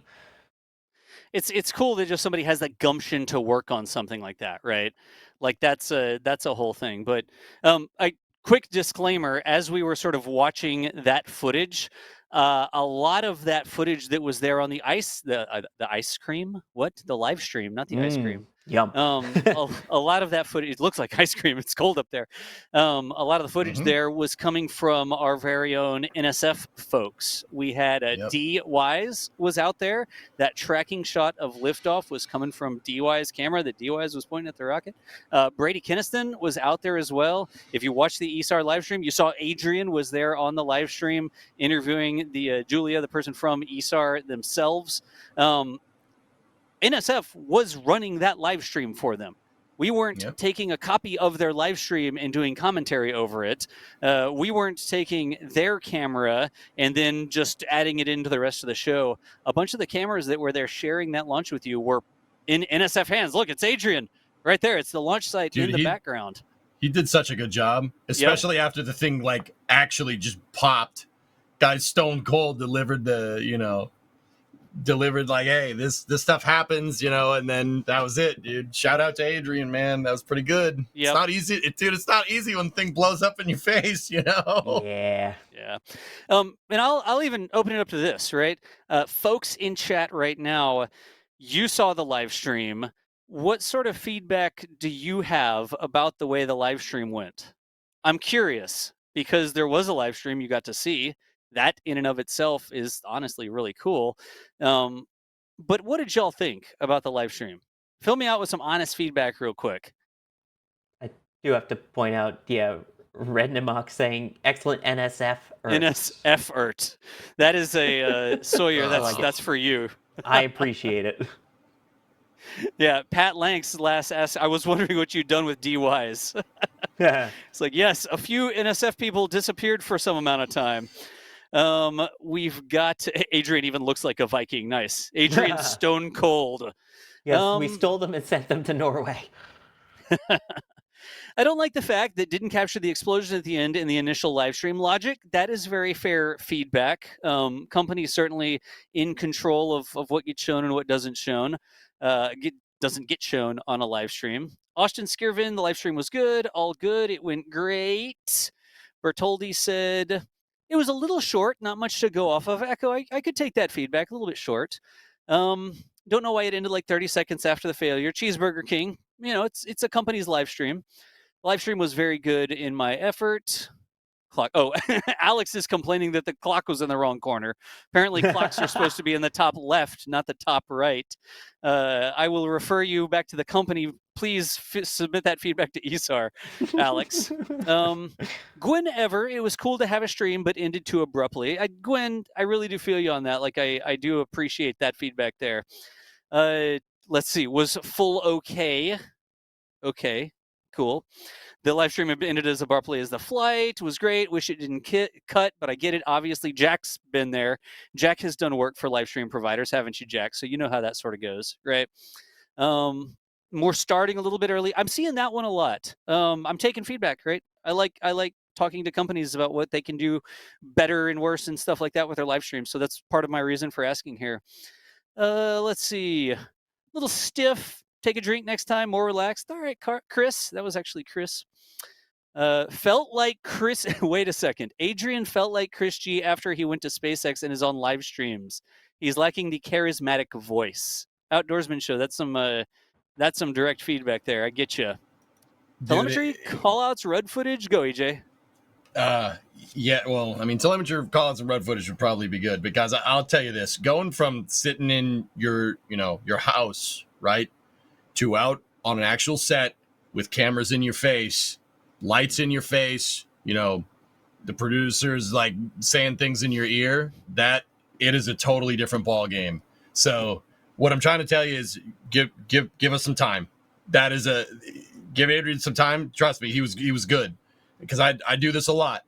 All right. Like I understand, like you get the robotic thing, like, you're like this the whole time because that is a totally different experience. But, I used to be like that when if you look at like some of the early NSF casts that I did, I'm sitting there like, oh my gosh, I don't know what to do with my hands. A little stiff. But you look at like the last flight that me and Gene did, like we were just going back and forth talking about stuff, and it's a totally different ball game. Trust me, you'll find your footing if you do it more.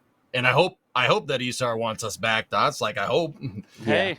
Also, keep in mind the fact that he's trying to discuss this, and there is literally a plume over his shoulder of what was a rocket at one point. So, dude, it is a totally different ball game when the thing blows up in your face. Like that is probably like not only is Adrian like hasn't done that before, but also the thing popped and is like right in your face. Like that is. You have to be the first one to then get on the camera and say what happened and what to do from there. Be that person. Yeah. Hey, let me grab this one real quick. This is from Dark Silver. A lot of people did not realize NSF was working for Isar and not in total control of the stream.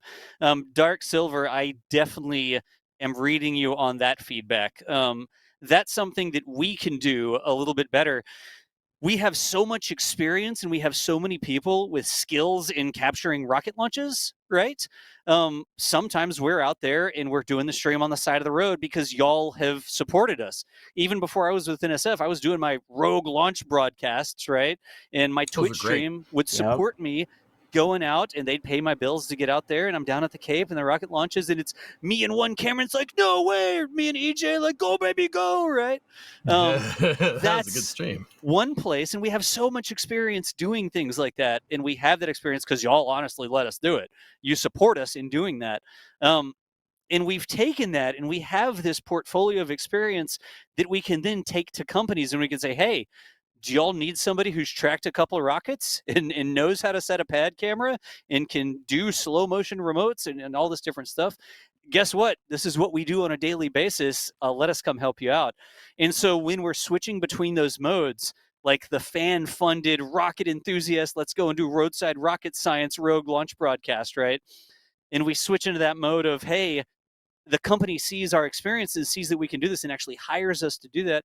I honestly think NSF can be a little bit more clear about when we're operating in one capacity or the other. So we've got some ideas on how we can clean that up and just make it really obvious that today NSF is here because Isar let us have those pad cameras and put out remotes and be there with the tracking camera. And they've actually hired us for this purpose versus, hey, today we're here because y'all showed up and y'all let us go out there and you paid for us to go to Starbase, blah, blah, blah, right? We've got some ideas. So in the future, we can be a little bit more clear about that. But I'm still mad that you saw IFA and we didn't at the press site because you were on your own thing. Look, Sawyer, I fully went out on that boat assuming that I was not going to see anything, and I'd be like the one guy that didn't see it, right? You just roll the dice, and that's one of the cool things about our team. Like, we have enough people that we can spread out to multiple places, and somebody's going to get a shot. Unless it's totally cloudy. Thanks. Anyways, Yeah, guys, we'll find our footing. If we get the privilege of doing this more, Yeah. We'll find our footing. We'll get to the point where we are. It's just like right now. Because once again, I'll say this as somebody that like Das was saying, you went from Twitch streaming to being on an actual set with cameras and cameramen and everything in your face. It is a totally different ball game. Like, you got to get some time to find your footing. But if we have the privilege to do this more, we will not let you down. Yeah. And this one too, Top Banana 48 says, I prefer the NSF journalism coverage rather than doing communication team contracts. When Adrian read the prepared failure statement, it didn't feel right. In Top Banana, that's why I think it's really important to do both. If I had to choose between no live stream at all and, hey, all right, there's going to be some limitations on what we can do, I want to show you all the engine bell cam. Right? I want to show you the flame trench cam. I want to show you that stuff. And if the alternate is, well, you don't get to see anything, or you get one camera that's 10 miles away and you can see the launch sort of go, versus having that deep access, it's a give and take. It's something that we really do have to think about it. But we want y'all to be cool with it. We want y'all to understand the difference, and we want to make sure we completely communicate it, right? If I have an opportunity to get you an engine bell camera or a payload camera or whatever, believe me that I'm going to show up and try to get you all that camera that we can share publicly.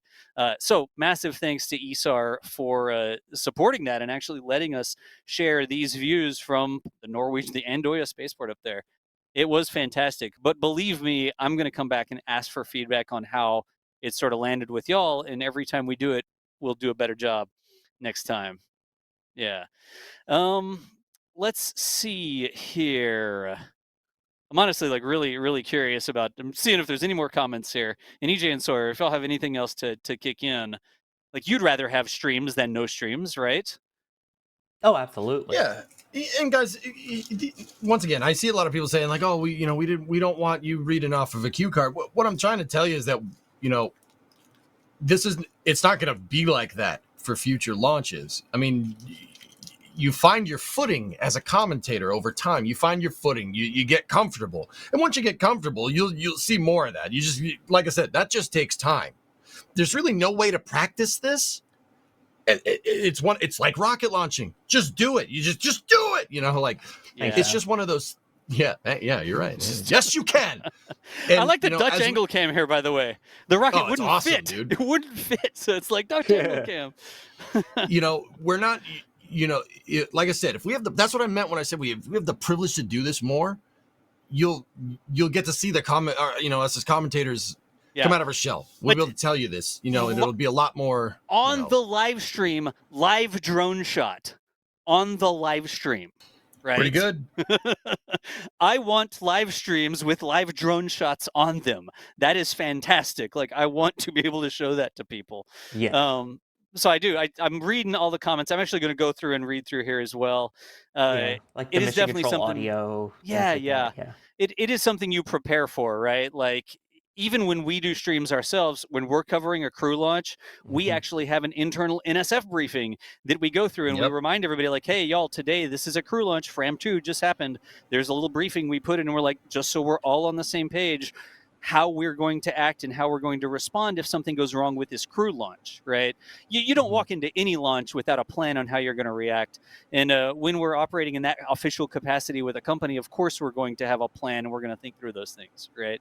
I love the idea on the watermark, like somebody saying you can put a little special watermark over there when you're in one mode or the other, just so we know, and then make that clear.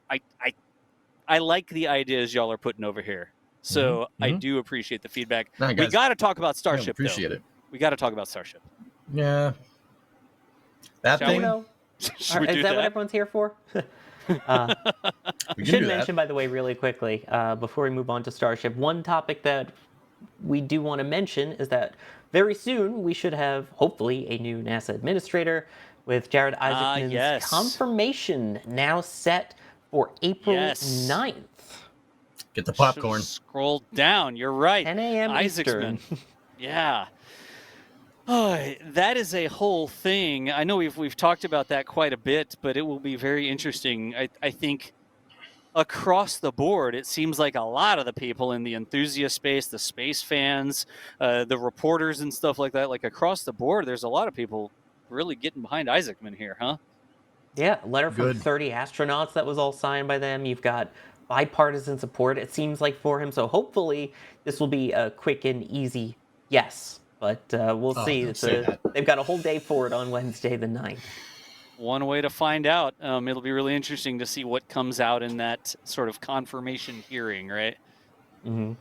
Exactly. And it is worth noting that there is an entire video in the works talking about Jared Isaacman, what he might be able to do at NASA, and what the deal would be with NASA's budget with him in charge. So stay tuned. If you're not subscribed to NSF, make sure you are, so when that video comes out, you're all in the know. Nice. Got the old follow us on the socials too, so you're in the know of what, et cetera, right? So What? Facebook, Instagram, Threads, X, Blue Sky, and TikTok? Thank you. Just bat Bless the you. cycle there. Are we actually on TikTok? Yes, we are. Oh my gosh. All right. Starship updates. The big news in Starship update is not only did Booster 14 perform its static fire, shortly after that, SpaceX comes out with a tweet saying that they were working on reflying that booster. So a lot of us took that as confirmation. Look at the shotways, though. Oh, it's Good awesome. night, Irene. Took that as SpaceX's confirmation that Booster 14 was, in fact, going to be reused as part of Flight 9. Still some testing to go here. The ship that's involved still needs to get some of its testing done, but see, just keep playing this over and over again. It's fine. The static fire there, what was the stat on the static fire? Out of 33 engines in the static fire, 29, I believe, were reused engines. Pretty sure that's right. Somebody's going to tell me that's right. Chat, tell me that's right. So not just that they've taken the booster and then slapped a whole bunch more engines on it, like brand new engines, and fired again. A large portion, the majority of those engines were reused engines from the first flight. So 29 of its 33. Nice. I got it right. I do read the articles. I do. 29. Yeah, 29. Such a great angle of the static fire. You got it, because there we actually put some of those cameras specifically in the lee of the legs. And then we switched cameras during the live stream, showing you them. But we'll always get back with the replays shortly thereafter again. It is just fantastic to be able to share that with you. Acting in our capacity as the journalists out there reporting at Starbase. Oh, it's not us. That's a drone shot. It's a little higher altitude than we have. We're not flying view. cameras on kites anymore? I mean, we could be. We should be. Could we do that? Is that like doable or? Oh, we've done it, EJ. We had kite cam. We did have kite cam What? footage. Yes. When was this? We put like a GoPro on a kite and like flew it at Starbase and had like close-in aerial footage of the launch pad. I say close in; it's still a wide-angle lens GoPro, right? But that was a thing. Kite cam was a thing. So I think the big question here. Well, before we get to the big question, we were talking about mishap investigations and paperwork being closed, right? Here also, SpaceX has, or the FAA has closed the mishap investigation for Flight 7, right? Saying that, what did they say in the mishap investigation, like report, that they had implemented the corrective actions for Flight 8? Yeah. Yeah, but the Flight 8 mishap is still open. They closed Flight 7. Go, kid. Go. They closed Flight 7. They know what's wrong, but the Flight 8 mishap is still open. That's it.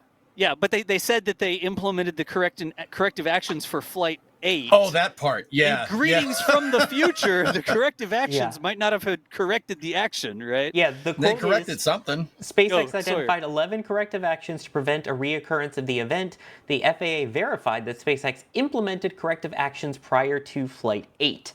And we don't know Flight 8. We don't know if that was the same issues, the same corrective actions caused the same thing. They haven't said, but yeah, some of those corrective actions may not have been so corrective, it sounds like. I mean, you got to try something, and I guess a corrective action may not 100% solve it, but the way you figure out that your corrective action didn't solve it was by putting it in there and flying it, I guess, huh? Yeah, I said guess. this once, I'll say it again. Yeah, I said this once, I'll say it again. Where's the test stand to do full duration Starship burns? They don't have one. The best test stand here in this regard is to just fly. Yep. Fly the thing. Flight data is king. And that Best orientation with test. that altitude, with that amount of, I guess you could do the tankage. You could put it on a stand, and you could take the tankage down to a certain level. And to be fair, Flight 8 made it further. Not much further. Not much but it further. made it further. And I mean, made it further. They did the minute-long static fire before it as well, so they tried to recreate it as best as they could. I don't know if that was testing any of the things that they had done as corrective actions from Flight 7 or not, but I mean, technically they tried. But at the same time, if you have 3 failures in a row, I get it's rapid iteration, but at what point does it become, we have a more serious problem here? They need to issue some corrective actions for the previous corrective actions. Yeah. Now, like, those responsible for the corrective actions have been corrected or whatever. They've been sacked. Correct. Not too funny because there were some job postings there, EJ, after the last time. I saw they're looking for a propulsion fluid and systems engineer. Yeah. Uh-oh. Anyways, that doesn't mean that they have clearance to fly Flight 9 yet, right? We still need a separate report that has a public safety determination saying public safety wasn't in danger, yada, yada, yada, or the Flight 8 investigation, blah, blah, blah. Like, that still has to be closed out. But at least making forward progress there, closing out Flight 7's mishap investigation. So what does this mean for an upcoming Starship launch date for Flight 9? Chat, is it possible for this thing to fly in April? It's April 4th. What do y'all think? EJ? Sawyer? I think last week of April, dude. Last week of April. All right, hang on. Let me click my calendar. Like 27th through the 30th? 27th. Yeah. So 27, 28, 29. I'm just looking 30, at a calendar. You don't have to ring the bell for the calendar. I'm just reading the calendar. The NSF calendar? Fight me. Leap years, Das. Leap years. The calendar bell. Ding, ding. What? That's Sawyer, the bell what to do you go get think? it at the shop. No, I'm kidding. It's the bell from someone entering shop.nasaspaceflight.com. Yes, to go buy the calendar. No. Now you can ring the bell. Go ahead. Now you can do it, Kevin. I'm going to say May. I don't think they make it in April. Okay. I think April, why not? May? I think May, because the fact that there's still so much work that we haven't seen done on the booster. We still need to see the static fire. We don't know what type of static fire they're going to be doing with it. Will they do another minute long? Will they do multiple? Will they have to change the way that they do the static fires to try and recreate the events? Again, they then still need to get either the closure of Flight 8 or more likely the permission to fly while the Flight 8 investigation is going on. I think by the time they do that and all the testing and everything on it and finally get the okay, I think we're looking at early May.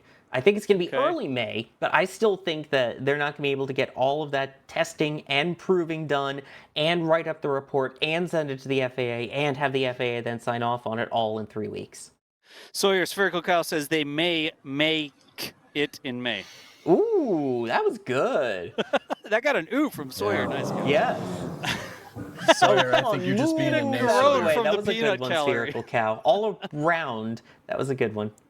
We've got some stats here. Ryan Weber in the back channel saying there's a road closure for possible rollout of Ship 35 on April 8th, going to Massey's to complete its test campaign. And then Ship 34 took 24 days to go from static fire to launch. So you do the math. April 8th plus 24 days does put you into May, doesn't it? Then again, they're always improving their time frames, right? ISNO's good at math, but yeah, that's May, I think. Is it? It's 24 plus 8. I was pretty sure that was more than 30, so I figured I'd just go with it. Sawyer, I think you're just being a Sawyer. Oh, that's a new one. Yeah. Oh my gosh. Hey, That's I got Chris that from Bergen Twitch is chat. the naysayer because he talks to horses. Oh no. Alex, What have we started? there was an abort in there. Alex wants everybody to know there was an abort in there. So it was 21 days for the first attempt. So the 8th plus 21 could get you to April 29th, right there in EJ's sort of spot. Telling you, man. I think SpaceX, they put the pedal to the metal. Like, they try to push this stuff forwards.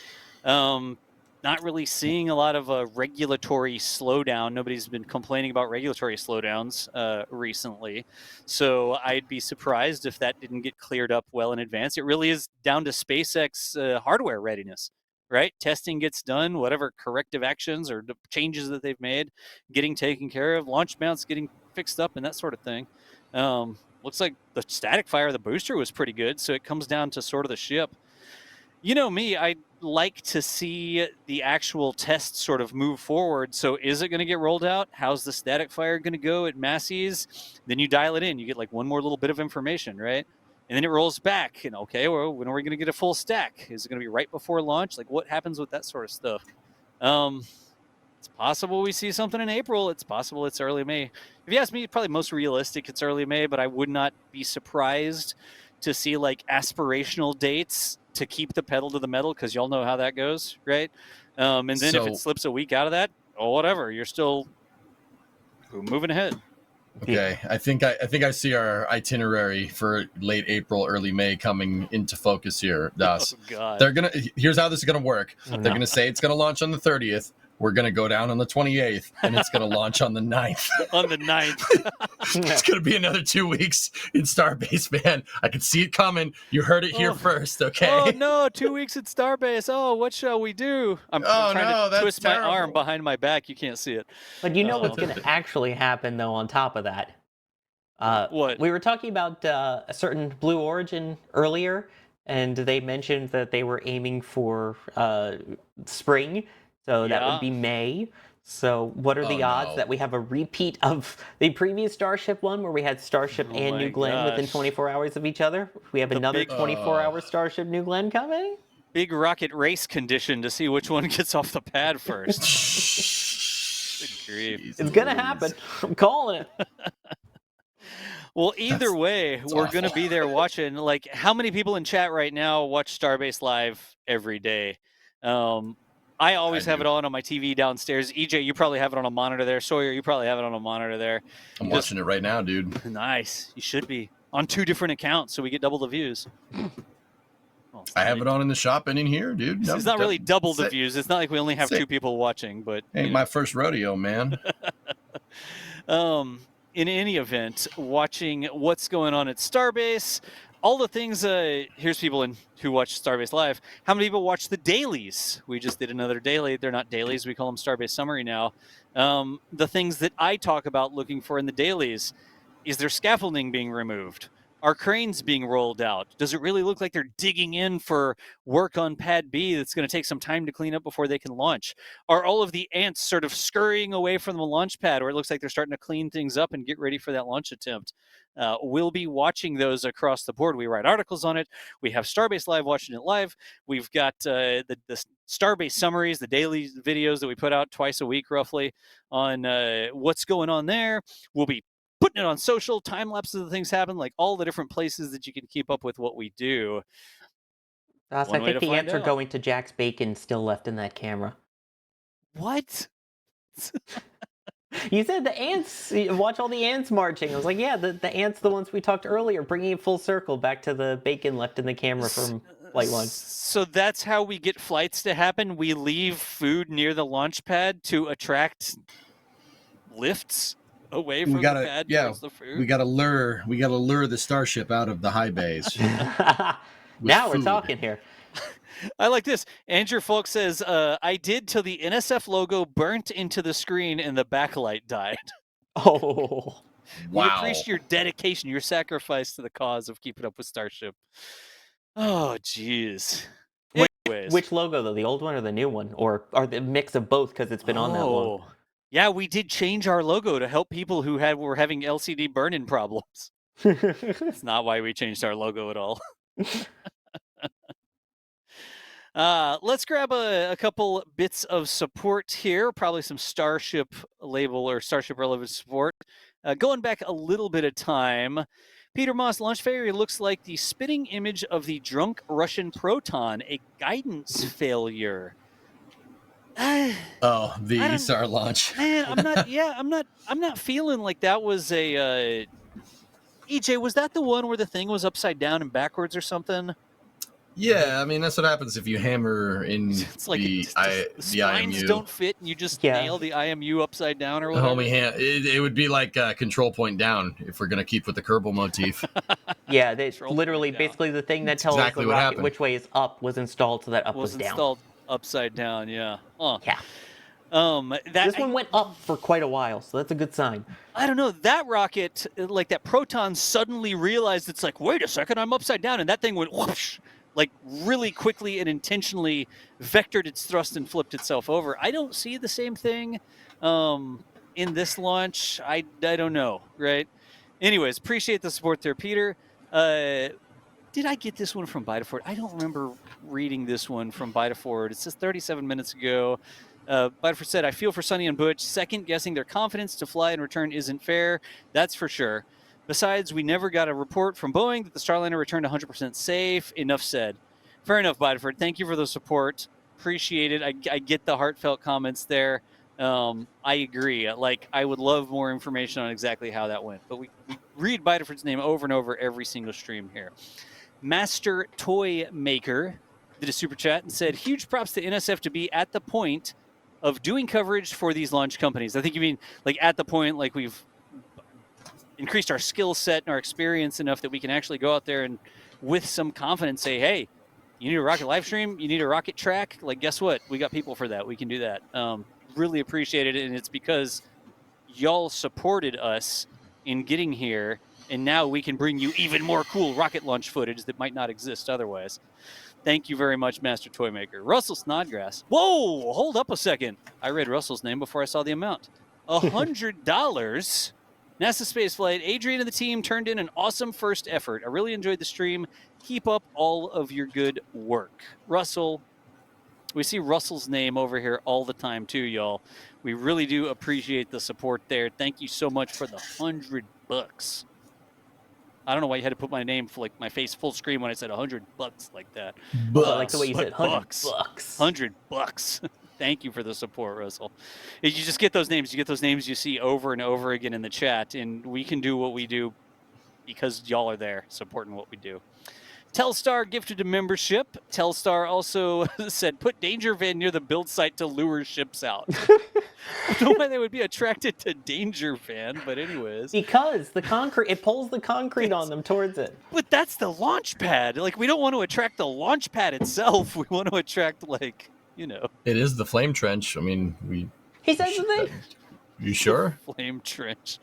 And the last one here, y'all, Ethereal Swordsman. You must have saw that I was reading these support messages because you did a tip right there. Said, so, idea, they should make Starship fueled by liquid fluorine and liquid lithium? Maybe liquid hydrogen too? Bonus points if there's chloride, trifluoride, and maybe what? This guy rocket fuels. That's an interesting idea. Nice. Wow, you got the Kevin zoom in effect on that. Wow. Yeah. Nice. I need the question marks above my head, like the meme with the question marks above my head. Or the math flying in front of your face with all the calculations. Math, yeah, the like this sort of view with the calculations going in front of your face. Anyways, across the board, y'all, thank you for the support there. Let me check in. Did I miss any questions? I've been sort of soloing the questions and stuff here. Did we miss talking about anything, EJ Sawyer? I'm just thinking about liquid fluorine and liquid lithium now. You want liquid hydrogen in there too? You want tripropellants, huh? Glutton All right. for punishment. I mean, dude, don't underestimate fluorine or trifluoride. They're great oxidizers. Like fluorine's pretty better nasty, than LOX. Fluorine, yum. Yeah. Oh geez. yeah. Oh yeah. You can make some spicy propellants with those. There's something about electrons that really want to be somewhere else on those things, or like holes in their electron cloud or something. They're like, what the heck? Like, what is this? Yeah. In any event, that's like Does it glow? time. With that, what color would that glow? I don't know, but I would like to see this. It would Ethereal. glow Make crazy. this happen. So whatever color, Yes. whatever color crazy is, that's what color it would glow. Rainbows, yes, color rainbow. Yep. Let's see here. Let me read some random things here. Tagging us in chat. NASA Spaceflight. Is food used to attract the rockets, or is it a sacrifice to the rocket gods? Yes. Mostly bacon is required to keep the rocket photographers and videographers fed and mobile when they're trying to get ready for the launch. Maybe too much bacon slows us down a little bit in the end, but you know. No, never. Never too much bacon, just like there's never too much cheesecake, right? Idea for a series, Hit the Road with Jack. Sawyer. A series of ride-alongs with Jack to Starbase in the rover. Yeah, I love how you just glossed over that. But anyway, go ahead. I did. I was just moving right along, Sawyer. I got the cheesecake, bro. I got you. That was a lot of cheesecake that night, I don't dude. want my door to ring and there to be like cheesecake DoorDash at my door or something, all right? Yeah. Isn't there discussions with Jack to maybe do a drive-through down Starbase? Isn't that something that's being discussed? Maybe, Leak? We didn't have a chance to do that last time. We said we would do it. I've talked about it on the dailies where we do like a daily where we're driving around. And EJ, you have the truck kit too, don't you? Yep. So we could like drive around Starbase and have like a roving flame trench where we drive around or somebody drives us around. Clearly we wouldn't be driving. So we could pay attention to the chat. Yeah, we've had the provisions to do it the last couple of times, guys. It's just time. There's really no excuse because we were down there for 2 weeks last time. There ain't no excuse for that. But yeah, if I want to make it a thing to get if we get some downtime, we will just put the camera on the dash, get some backward facing cameras, and we will drive around. Go around and drive around. Starbase. Yeah, we got to do that. It would be really fun. We really should. It's always like schedule uncertainty and then other things we have to do and then crew rest. Like you go down there for 2 weeks and you're running all over. We do take days to chill out a little bit, right? It's just tough to get done. By the way, Gwen Evers says a series following Jack's Land Rover breaking down. EJ needs to be there for that one. Yeah. I fixed a lot of things on that truck. I still got things to fix, and I think about this sometimes. Like I walk into my shop, I'm like, I should fix the tail door. Oh wait, that car is not near me. That car is not near me. That's right. Yeah, it's like 2,000 miles away. There was also a cooking stream apparently. EJ, even that we need to send EJ with like a live stream assistant, intern, camera person, whatever, so that EJ can be fixing things, and then someone whose hands are not covered in axle grease can operate the cameras and like live stream that. Maybe there's like a members live stream or something, huh? Twitch live stream. Yeah. Ooh. Yes. By the way, that bacon cooking stream with D is still one of my favorite members moments. If you're not a member, you need to join just for the bacon. The bacon cook-off. Yes. Like, different. Did they boil bacon or something? Microwave bacon. Added wasabi. Oh. Yeah. Oh, what? What? Uh-oh. It's Are they time. really rolling us out? There's music. Really? That's a good way to talk about what is coming up next. It is now the end of the flame trench. It's time for the exhaust gases to exit and make their way into the rest of the world, billowing off into plumes, being driven by upper-level winds to settle in nearby communities or blow out to sea. Whatever you got. What we have over here is a countdown to the next This Week in Spaceflight. That is our weekly show, our weekly news article. News article? Am I in Severance right now? Look at that countdown. What is going on over there? It's honestly better than most. Yeah, you know what? That's true. It's like the ESAR countdown. When did ESAR get a countdown for premieres? Are we in the Matrix? Influencing. What's going on here? It's coming up in just a couple of minutes. Massive thanks to everybody supporting what we do. Massive thanks to our members, too. Kevin thinks I'm going to be able to read some of these. My eyesight is not that good. I'd need like a 60-inch screen and blow this up full screen to be able to read these. Yes, I got this. Oh, you got it? I got this. Oh, no. I'll read all of them right now. I'll read them like 20 times fast, and it'll be about a second. Ready? Do it. There you go. Slow it down, rewind it, though. you'll hear your name. Yes. Yep, that's right. You'll hear watch more live streams like slow motion in reverse. Watch videos in any event. The Walrus was Paul. Folks, our flame trench for today over in this corner, Sawyer Rosenstein. Sawyer, always a pleasure being here with you. Always great to be with you too, Doss. It's great to have this crew back. This is a really fun flame trench. Thanks for having me. Good deal. And in this corner, there's not really corners, we're just in a line across the screen. It is Mr. EJSA. Put me in, coach. Being the ding there. Make sure you find EJ over on Twitch. Twitch. EJ streams every single day, does all sorts of video gaming, science, engineering stuff. That is his bag over on twitch.tv/EJ_SA. EJ, always a pleasure. Yeah, it's a privilege being on here, man, and it's a privilege being on here with you guys. And Chad, I we'd like to have some fun here, but I really, really honored to be on here. It's a fun time, and thank you for letting us do it. I appreciate it. Always, always. Folks, here at the end of the show, my name is John Galloway. You may know me as DOS. Sometimes when I respond in the comments, I put -DOS. So you know that it's me down there if you're responding to a video or something. But across the board, we always appreciate you hanging out with us, talking about the good topics, talking about the bad topics, the controversial topics, whichever way they are. We're here to talk with you about it, right? Because if we don't talk about it, we're not going to have a good appreciation of it. And I am still here to try and fly a failing Starliner live and see if I can do it, or if I overestimate my silly video game experience in controlling capsules.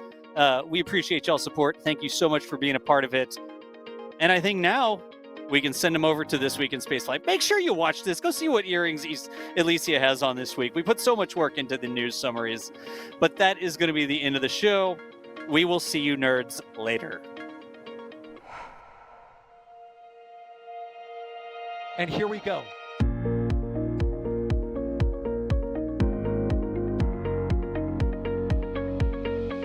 We have liftoff.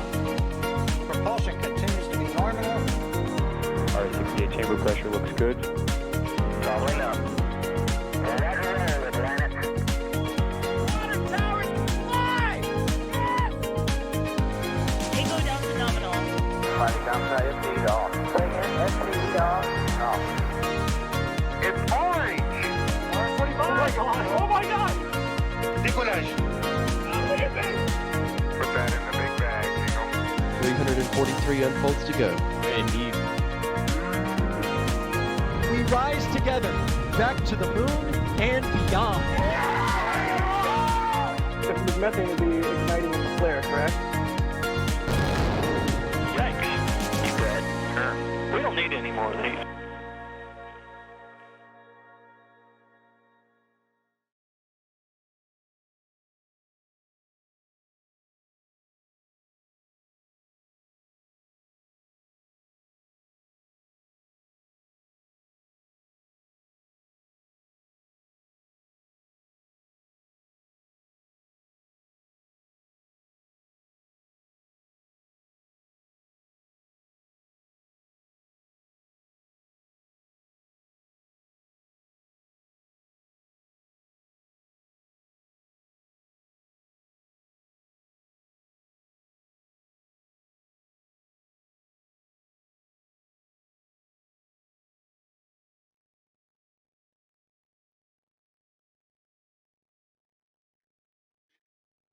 I don't think have I a muted while I was redirect about on to mine. sneeze. There we go. Now I got a redirect. Like Alicia's intro was finishing when it redirected me. Yeah. Kevin, I was watching the numbers try to count down, and I was asking exactly when you wanted me to stop, but got pretty close, I guess. Okay, cool. All right, we still with the Membies? We should be. Let me see. Membies and Twitch, dude. Oh, we are still on Twitch. We're still on Twitch, EJ? Oh yeah. Hang on, let me go over to the member stage. Multi-view. Can I just click that? That's what's gonna break it. Did I just connect to the wrong channel, or am I okay? Yeah, you're good. No, I'm good. All right, cool. Yes. Check tips. Hold up. Oh my gosh. Wait a second. What? Y'all can hear us? Are we doubled right now, Kevin? You shouldn't be. Memby multi-view. Membies, do you hear the sound of our voice? Are we currently doubled? Do you hear the people sing? All right. I can feel it coming in the air tonight. Do. Kevin, it says we might have been on, double for the whole show. Oh, I know why. It's just the Membies. Don't worry. They're okay. Yeah. I remember. But not on YouTube. Not on YouTube, no. Don't worry. Dude, they would have let us know if we were doubled on YouTube in the first 30 seconds. Was man. Twitch cool, EJ? Yeah, Twitch was good fine. too. Yeah. Okay, cool. Yeah, we're good. Twitch, you good? You guys good? You good? Right? All right. Sorry, Membies. I had the input source there twice on the computer that said. Dang it, Kevin! I know. That'll do it. Come on, man. It will. It will do it. Oh, Jesus, Jack. There's so Yeah, many no, people using our system at this point that people do differently. And, you know. Yeah. Membies. So, Can y'all handle my comments on the Starliner thing? Twitch. Hang on, I should open up Twitch here too. I really wanted to delve into that.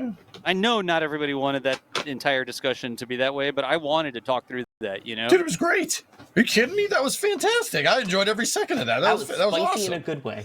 Nice. Yeah, no, it was fun. I had fun. Like for once, we had a legit contrasting opinion as opposed to just kind of contrasting. Yo, 106-month resub on Twitch's EJ channel, EJ's Twitch channel, I guess. Wait, you're only on EJ channel. Lame. Dude, I think there's people up to like 112, 120, which is just. Jeez. I think I'm at 102. I know I'm slacking. Gosh. Yeah, Airmail at a 20 before that. Thanks, Airmail. Appreciate it. Who's that guy? Right? Fire Fistus is almost at 100. Hey, Fire Fistus, how's it going? Kevin's like, I got 6 months. I needed to read some panel stuff real quick because as we were doing the outro, Jay Flaherty says NSF Flame Trench high on pain meds after surgery hits different. Thanks, guys. Jeez. Hope you're okay. Hell yeah. That was an party, interesting bro. one. That was the middle of the night too. Those are curly L's in chat. So in the tip there. So Ethereal Swordsman did another $10 tip. Says Aerojet made an engine with that tri-prop combo that had over 500 ISP. Because of the lithium, the flame would be a bright pinkish red. It likely looked like a red laser that had dust or smoke blown through it. Dude, fluorine is no joke, man. You could do some nutty stuff with that. Do we have lots of that? Like the only thing I was thinking was, how much fluorine do we actually have? I can't answer that. I don't know. It's in the water. Fluorine or fluoride? That's different, Sawyer. That was the joke. Yeah. Just fluoride in the water. Monomethyl hydrazine makes your teeth strong. Like that's not true. That's. How do you know? Have you tried it? No. See? Don't knock it till you try it. But people who have tried it have smiled at me, and I count that as pretty good evidence. Like this, yeah. Get this one. The last one from Gunfox here is $120 tip. Whoa. Yeah, baby. Like tip, like to tips.net, like on the tip thing. Oh! Where it's not. Wait, we're not on YouTube anymore. What, EJ, are you okay? The Space Pulp did 50 over on the Twitch side. Nice. Wow. Pulp. Look at that. It did like a thing, a notifier, huh? Yeah. It pops up right here. So I was like, oh, I got this. Oh my gosh. Sorry, I didn't mean to interrupt. No, yes, Twitch Gunfox, has now been blessed. The $120 like via tips. We're not on YouTube right now. I can say this because we're not live on YouTube, right? We're not on YouTube. It doesn't take the YouTube cut, right? If you use the tips thing, it doesn't do the little thing there, like right in the chat, but it doesn't do the YouTube cut. So it's like more bang for your buck. But Gunfox Same with said, Twitch. We did. That's right. Yeah, because you can do it, or you can do bits on Twitch, or you can do like just regular old school notifiers, like back in the day, right, EJ? The old school one is the way we make the most money, guys. Yep. Yeah. Yep. Exactly. Just a straight tip that goes right to the, right to us. Right to no the cuts. Old bank account. Yeah, with like some small processing fee or something like that, right? But not like 30%. Yeah. It wasn't terrible. Someone's got to take a cut somewhere, but yeah. Yeah. So Gunfox said, what's your thoughts on the first Starship to Starship fuel transfer, RUD or no RUD? I'm thinking very wild, and I think early May for Flight 9 And NASA downplayed. So you really got your money's worth. It's like one question, more of like 4 questions. Let me see if I can break these down. He's doing a massive press conference on you. Exactly. Oh, God. Hit star 1. Star 1. Yeah. Please limit yourself to one question. I'll save my joke so I don't call anybody out. First thing, what's your thoughts on the first Starship to Starship fuel transfer? Rud or no Rud? EJ, Rud or no Rud? I think it'll work. Think it'll work? All right. I think it'll work. Sawyer? No Rud. Agreed. No run on the fuel transfer part. Of course, that's assuming they can actually get to the fuel transfer part. Yep, I agree. I think like once you're up there and you're already stable and you've already gone all the way through the docking, you've gotten all that close together, like you've been stabilized in orbit for an amount of time, the likelihood of something there failing that causes a RUD, an explosion, something like that, I think are pretty slim at that point. You never know. Maybe Starship could lose 6 DOF control authority and they could crash into each other, tumbling out of control. Oh, God, not that Could again. happen. Yes, tumbling. would be a Yes, big because red we all flag. talked about tumbling. No. Okay, so that's one question.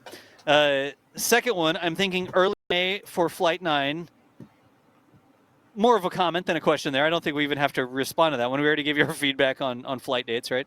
Yep. And I think this is more of a comment as well. NASA downplayed Starliner. Okay, NASA downplayed Starliner. We've sort of beat that horse until it was like not even in a horse shape anymore. Is Chris here? I shouldn't use that Chris B analogy. would not approve Chris of Don't is this. say that around Chris. Shouldn't do that. Downplayed, not downplayed, like held back information. Oh, geez. I think we sort of, we heard about the thruster failing. We knew that it was during docking operations. We knew that rebooting it made them come back online. We didn't have any personal color added, like from the guy who's like hands on stick, right? The only the people in the capsule are the ones who are most the most personal color to be added, right? Go, EJ. Sorry. That's at the beginning of my explanation. That's why I said it's not anything we didn't know. Yeah. Because I actually, after this article came out, I went back and watched my coverage of Starliner that I did, and I was like, I don't remember this being this bad, right? But that's because I was really tired and running off maybe an hour of sleep, but I didn't notice how bad the situation actually got. And then NASA was just like, and they're docked. All right, good. And I was like, all right, they're good. They're docked. All right, I'm going to bed. Bye. Yeah. I don't think any of us knew, honestly. We knew there was stuff that was going wrong, but not to that extent.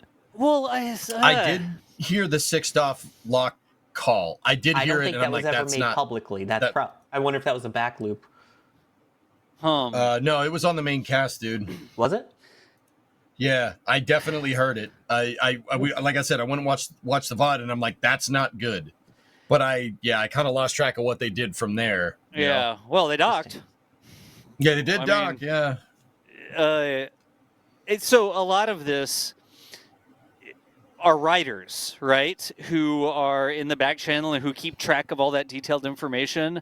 We're sort of breaking it down, and Alex is in the back channel like, yeah, this is all, we knew all this. There's not really anything. This was all in the press conferences. I want to step through all the press conferences and just mark where everything was said, with the exception, and I see this over in the member chat, Butch's personal assessment that he didn't know if they could re-enter or if they could return to Earth or whatever, right? Clearly that was not something that was in the press conference, like in time. Would have been appropriate to release it in the press conference, right? A very emotional initial reaction. Clearly something NASA had to deal with, and that's something that the flight crews, sorry, not the people on it, but the flight controllers are all thinking through that and come up with a recommendation on what to do, yada, yada, yada, right? So I don't think anybody could say that wasn't on their mind. Should the Dragon dock or should it not dock? They had to make that call, right? And they used the information and they made the call and they docked and blah, blah, blah, right? If we're going to talk about it more, it's not like NASA doesn't understand the risks here and know that it was a serious, like even right now, and this is a part, we had to move on, so we didn't really get to it, but like even now, Boeing is asking NASA to certify Starliner for crew flights, and NASA's going, Yeah, nah. Yeah, About that's not that. like a thing. Yeah, That's like yeah, you'd nah. really have to freaking show me how the thrusters work. And if you need to fly another Starliner, I saw some people talking about using Starliner for cargo, right? Don't just fly it for no reason, but you have a contractual obligation to deliver stuff to the space station. It's supposed to be crew, but we're not putting crew on it right now, but you're still on the hook to deliver stuff. Caveat So- without endangering the space station, right?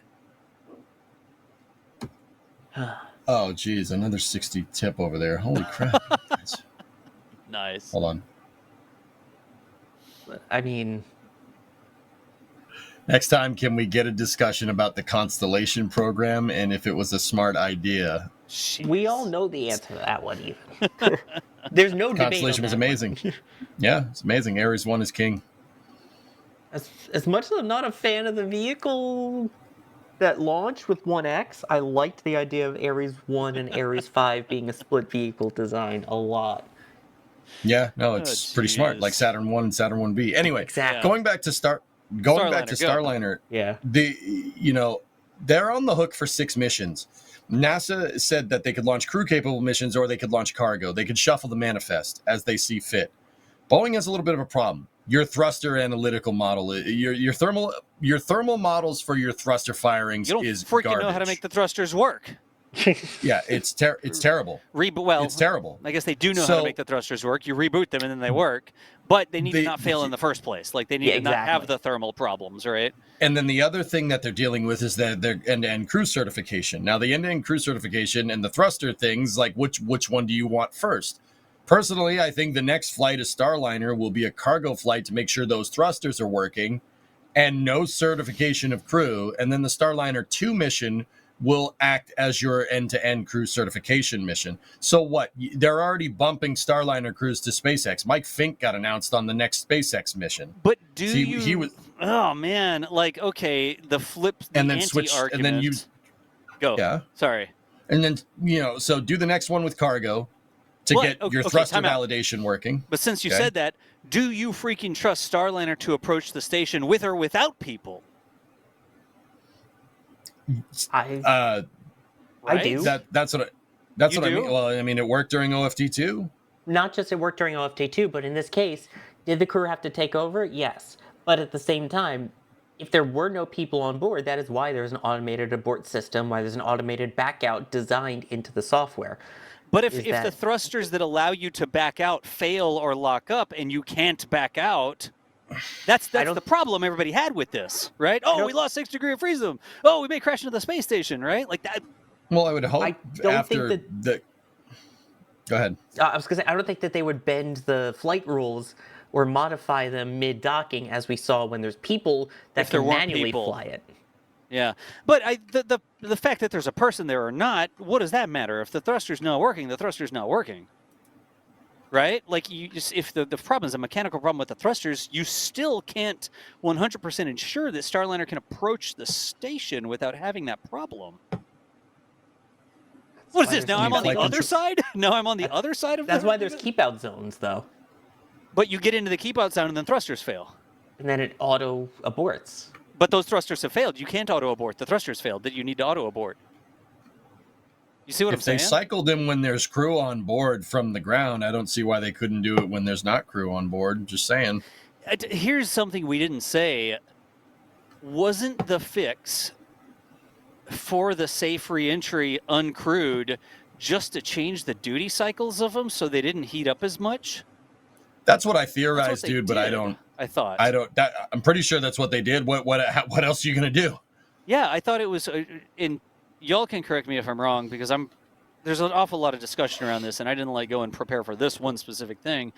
I thought they just changed the firing control mechanism or something like that to make them not be as prone to overheating, or they flew maybe what I'm remembering there is they flew a slightly different profile that the thrusters wouldn't be needed as much.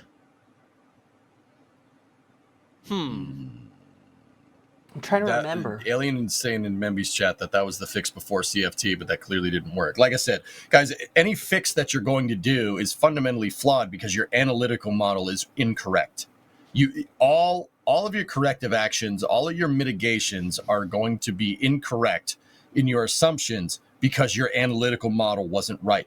That's like having your blueprints being wrong. I don't agree with that though, because you have observed that the thrusters are overheating, right? And when the thrusters overheat, they lock up and the computer shuts them down. And with that base information, you can make decisions to prevent the thrusters from overheating as long as they can still perform they can actually accomplish their goal, right? They identified that they were getting locked up, and even though they didn't really understand the mechanism that was causing them to overheat, they still knew that that's what was happening? I don't think they did, to be honest with you. If they knew what was wrong, they would have fixed it. So theoretically they did. But see, you say theoretically. What's your theory based off of? Your theory is based off of your thermal models, which were wrong. Yeah, but the thermal model includes a rate, right? The thermal model includes a rate that heat is absorbed or dissipated or whatever. And the thermal model can be wrong, but you can conservatively approach that same rate. And even though you don't know exactly what the model's supposed to be, you can still try to keep it in safe zones. Well, clearly they can't because of all the failures, man. Clearly they can't. How many failures happened during the OFT2 blew out thrusters. Man, I want more information. Did the thrusters fail because Butch was manually flying it? No, I mean, see, here's the thing. OFT2 blew out thrusters, but we don't know if it blew out thrusters in the same way. Right. Taking manual control on the capsule is a requirement for end-to-end certification of the capsule. Right, that is an absolute must, right? Yeah. So you don't know what caused the original OFT2 thing, and if taking manual control blows out your thrusters, well, that tells me that they don't understand what's causing these thrusters to fail in the first place. To be clear, I don't know that that's it. I just know there are two ways to send commands to the thrusters: the automated system and the manual system. And an astronaut who trained with the simulator with this incorrect or the incorrect model of how the thrusters should be able to work or not work, and that ends up being incorrect. The software should also be programmed that way, right? But like they mentioned in the article, he flew that thing with the required testing. He wasn't supposed to take manual control as part of the certification. They just did it because things were going south. The part where he was taking manual control was immediately after they got into orbit and did some maneuvering. And at that point, that was when he was saying, this thing flies like a charm. It reacted beautifully. And it was a great spacecraft to fly when things worked. Yeah, when they worked. Yeah. Are you sure? You sure about that, Sawyer? I'm not saying you're wrong. No, I read the same thing. There was not a plan to manual. It maybe take a couple of seconds of manual control, but not actually do most of the docking manually. That's what Bob and Doug did for a second with Dragon. Yeah, same thing. You take a couple seconds of control, prove it, and then send it right back to automation. Are we like 100% sure that's not what he was doing? Yeah. I mean, I think he only took control once things started to fail. Hold up. Y'all keep talking. I may have to go see what's up with Starbase Live. What's going on? Uh-oh. Yeah, okay. I mean, if that's the case, then I don't know. Yeah. And we also... I still think if you're... So, the analytical model is your blueprint, dude. If your blueprint's wrong, you're basing all your assumptions off of your blueprint, and it's wrong, everything's going to come out wrong, and that's exactly what happened. I mean, that's what... I can't agree with that, though. I can't agree with that. That's just not how it works. Oh, okay. Wait. No. Here's our disconnect, EJ. Yeah. Yes, you have to understand how the systems work. And if that's the only information you have to go on, then your assumptions or controls or whatever are going to be wrong, right? But what I am saying is when the thrusters started to fail, they had new information to feed into the system that you can then change the model on. And if they were looking at it and say, wow, these things keep failing whenever they get up to this temperature, they're used for this amount of time or whatever. Now I'm saying they have that information to roll back in and change what their current understanding of the model is. And so therefore you can continue to proceed by fine tuning the model with new information. I think that's our disconnect there. You know? Yeah, no, I understand what you're saying. You're not wrong. Yeah. It's but what I'm telling you is it's very clear that they did not do that. Like, Yeah. Yeah. it's pretty clear that they didn't do it. Their mitigations weren't good enough. Their changes weren't good enough. So I don't know if that's a programmatic problem. I mean, the guy that admitted that the thermal analytical models were bad got fired. Yeah. Well, he took early retirement. I mean, but the same thing you just say, you're like, well, clearly it didn't work. Well, Starliner made it back home safely. So, yes, thrusters failed, but they were able to recover the thrusters such that the whole thing flew safely home with issues, right? So they were doing something, and are you saying they were just 100% lucky and there's no engineering skill involved whatsoever to get that thing on the ground safely? That's a little bit of a, you know what I mean? No, I mean, it's really easy to change stuff in the heat of the moment, dude. But the point that I'm trying to make is that, okay, so it's all these mitigations and changes from OFT1 to CFT, OFT1 to OFT2 to CFT, all these changes that they made, they're like, oh, we're changing it. This is going to work now. Well, this is going to work. Well, this is going to work now. I mean, they clearly weren't testing it against their own models. Like, clearly they weren't. And they only really got around to doing that after they had a catastrophic screw up. But which one is it? Is it that they tested it and said this is going to work, or that they didn't test it and they just certified it with known problems on the thrusters? I hear both stories. Which one is it? Say that one more time. Did they just whistle past the thruster problem and certify it for flight with humans on board with known issues? Or did they actually say, no, we've made changes to the thrusters and they won't fail anymore? Those are two totally distinct things, right? I mean, they never certified it for flight, first and foremost. But yeah, I mean, I don't think you know what I mean? Like, we? certified good enough to put humans on board and send it off the launch pad. I don't mean like the official certification process, but I mean somebody made the decision to put humans in it and let it fly, right? I think that decision was fundamentally wrong, and I think it was based off of a flawed analysis. That's what I'm trying to tell you. Long story short, there's some serious... Dude, I watched those press conferences. Yeah. Oh, my goodness. Some of the catastrophically... Like, dude, I'm not an engineer. You're not an engineer, so we're not engineers. Dude, I know enough about this stuff to know that, like, some of the stuff that I was hearing from those Starliner press conferences is just like, dude, what are you doing? What are you doing? Like, what exactly is going on here? In the summer, last summer, they had those press conferences. They kept giving us those updates. And Boeing was like, oh, we have good information on the poppet seals and seal degradation on our thrusters because we left a service module out at White Sands in the desert. And I'm like, what? You left a fueled service module out in the desert? What are you, nuts? Are you crazy? Like, this stuff can kill you, right? It's like a missile test range. Like, it's sort of what they do out there. I don't know why that's so crazy to you. Well, okay, that tells me. Okay, so you have a flight fidelity mock-up. You didn't even bother safing, like, proper safing procedures for this.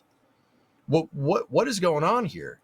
You mean they like had something and it wasn't during an active test, like they stored it or something? Is that they stored a hypergol. They stored the service module that they used for testing for validating the thrusters. They stored it with fuel inside. Are you nuts?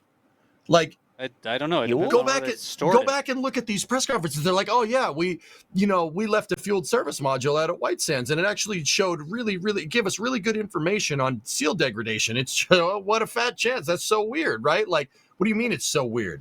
You left a fueled service. Like a test that they were doing. It's not a test. They're like, oh yeah, we caught it by accident. That's what I'm trying to tell you, dude. Okay, all right. Look. One doesn't necessarily equal the other, and I understand that. But if your program is not safing service modules that you're using for testing, that you use to validate analytical models, if you're lazy like that, what else are you lazy with? I mean, clearly they didn't do the thing that you were talking about. Oh, we'll adjust our analytical model. No, it was clearly like, okay, we got to fix this. We got to be all right. It's fine. No, it's not. It's not. They only figured out that their analytical model was bad when their hand got forced, which is not a good way to figure out that your analytical model is bad. That's really not a good time to figure that out. what I'm saying is that there's the programmatic problems is what's getting it. That's like, you're saying, oh, adjust the thermal analytic model. There's no way they didn't do that. Well, sure, they probably did it, but it's clearly not tight enough. They're not tight enough in their fixes, obviously. And who certified this damn thing to fly? When you had blown out thrusters, you had mitigations, you had blown out thrusters, right?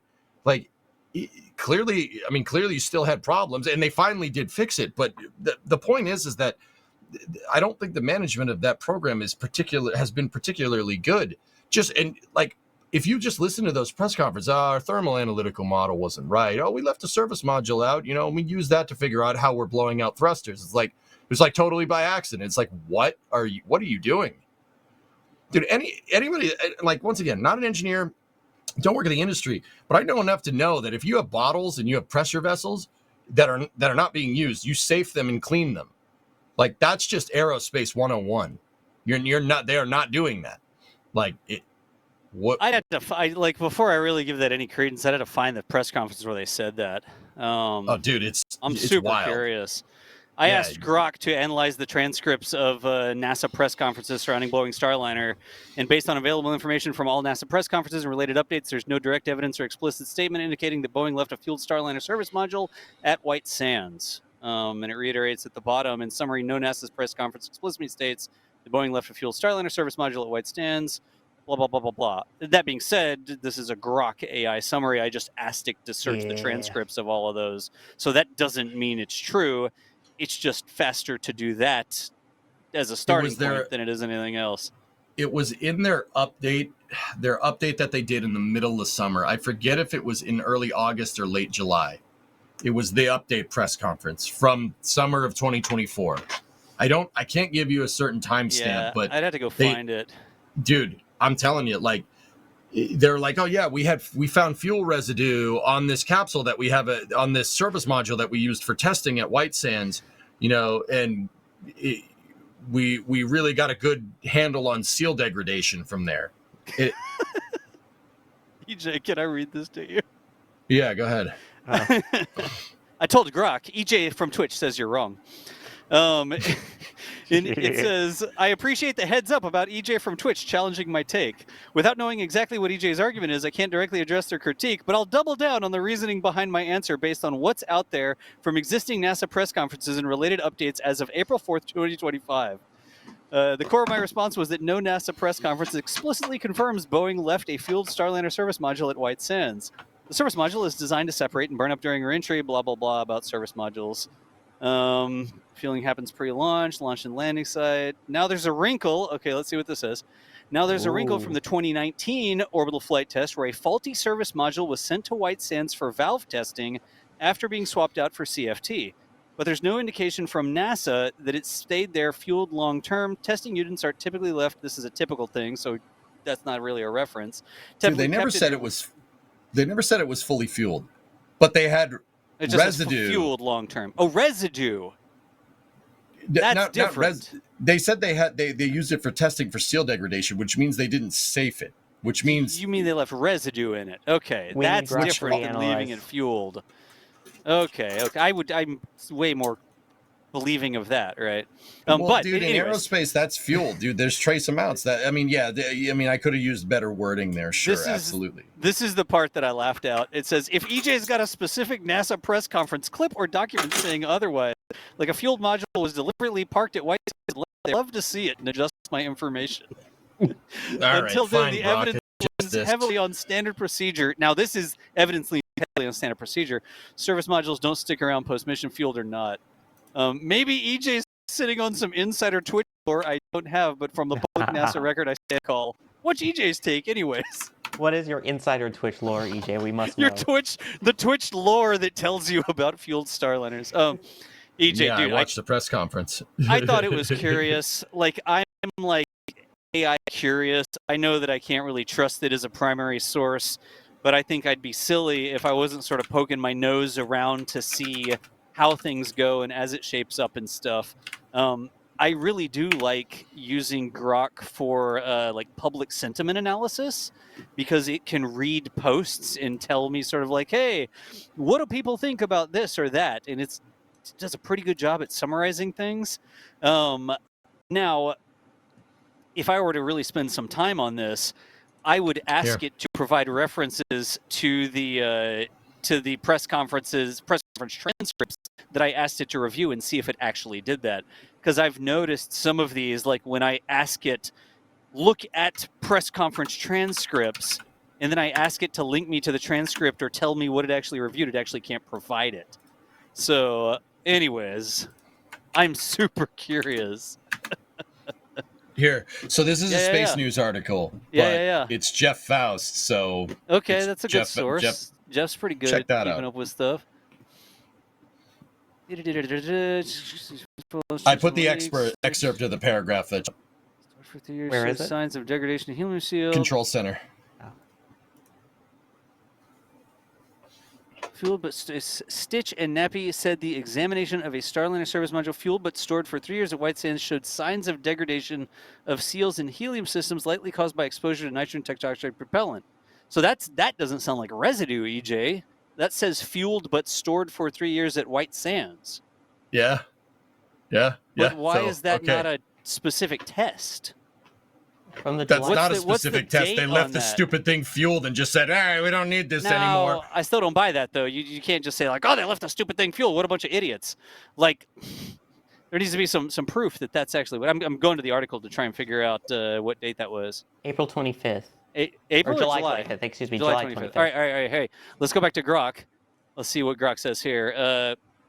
Check the NASA press conference transcript from, right-click, what was it? July 25th. July 25th, okay. July 25th, what year? Of 2024. 2024? Of 2024. Yeah, thanks. With comments from, who was it? Steve Stitch and Mark Nappy. Steve Stitch. Did I spell his name right? Stitch? S-T-I-T-C-H. Sorry, S-T-I-T-H. C-H, yeah. And Mark N-A-P-P-I. Let's see what Grok says.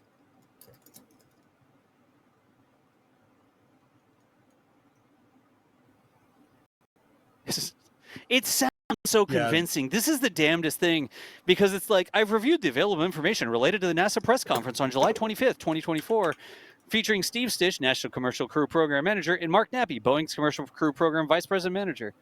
Let me just scan this so I'm not reading it all. Address the ongoing issue, focus the status of astronauts, thruster issues. Now, Twitch? I don't have... Now, see, here it says I don't have the full verbatim transcript at my fingertips. I can construct the key points to your question. Whether Boeing left a fueled Starliner service module at White Sands based on summaries, recordings. All right. I like this because...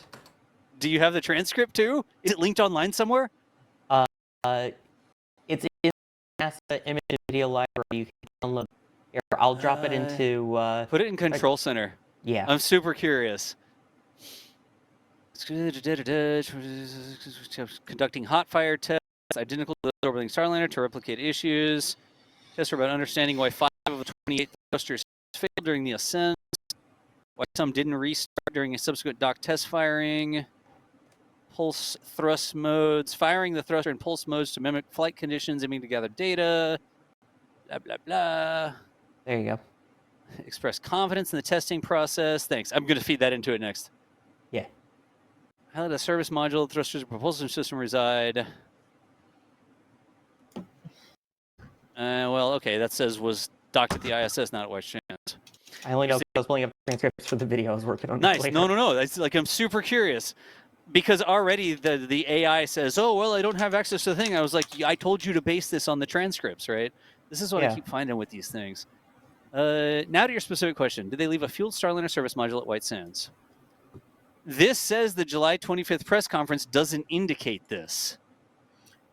All right. Okay. So is Twitch it wrong?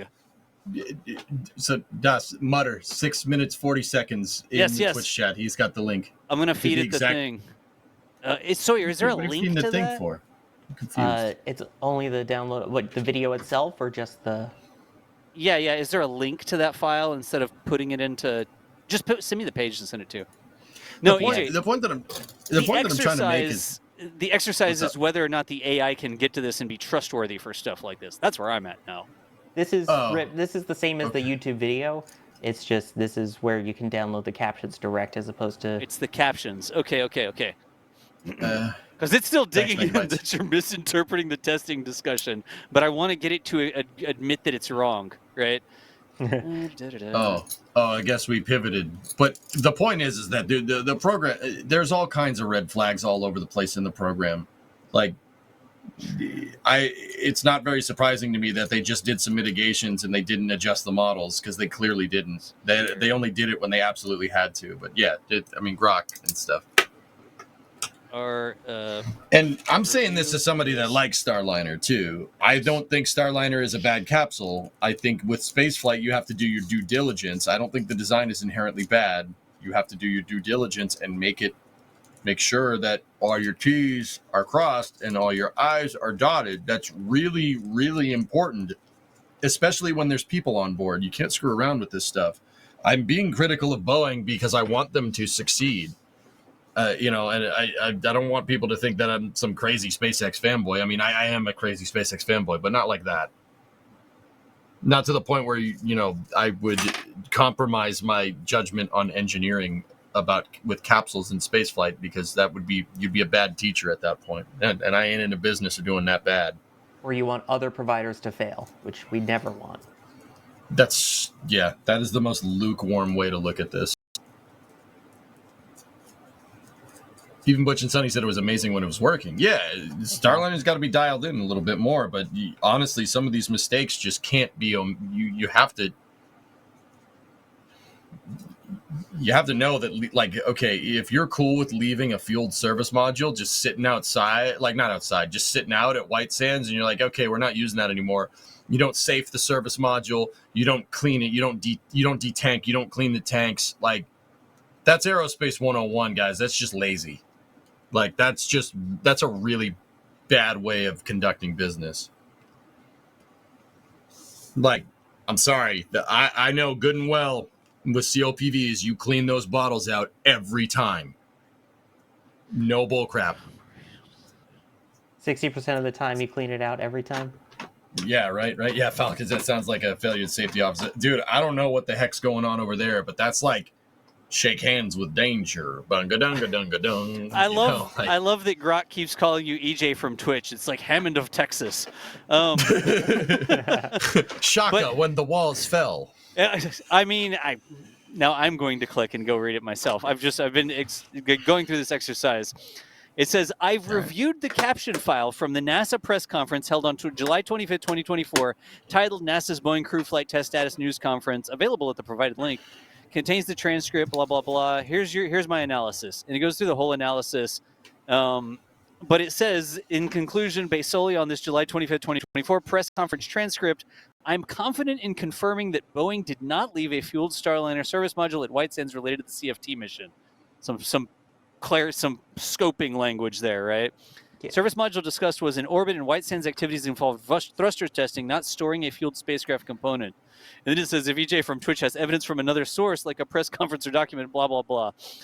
Now, I want to go to it. I'm having fun with this. Sorry, EJ. Yeah, it's all good, man. I mean, we never said it was the one in orbit. This was a different one. I get...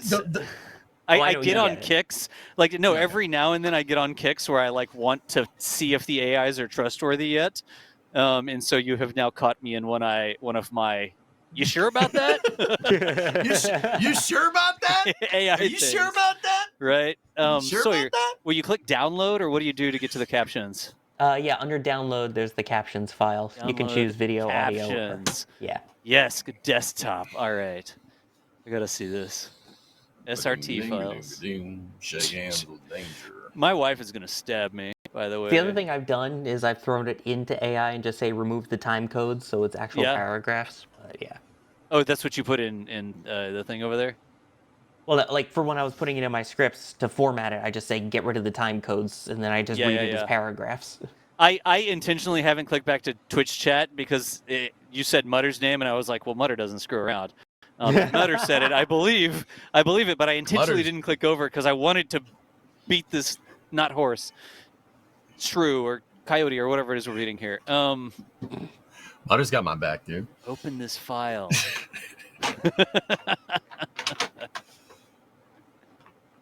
Wow, it still not downloaded the file. That's a tiny file too. It's just an 50 SRT. bytes? It just says that the file is 50 bytes. That can't be right.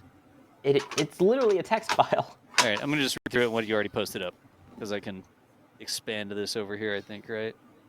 The actual file size is 50 bytes. Yes, that's the whole thing. Oh, it is 50 bytes. It's like 1 kilobyte. All right. Yeah. I just checked my download. SRT. It is 50 bytes there as well. What? No, just use a Notepad. yeah, just use Notepad. Sorry, the only thing I have there is one line. What? It just says ambient sounds. Like look at what you. Jesus, that's why I couldn't find it. That's why it's so small. That's why we can't find it. And you couldn't get your. You tried downloading yours too?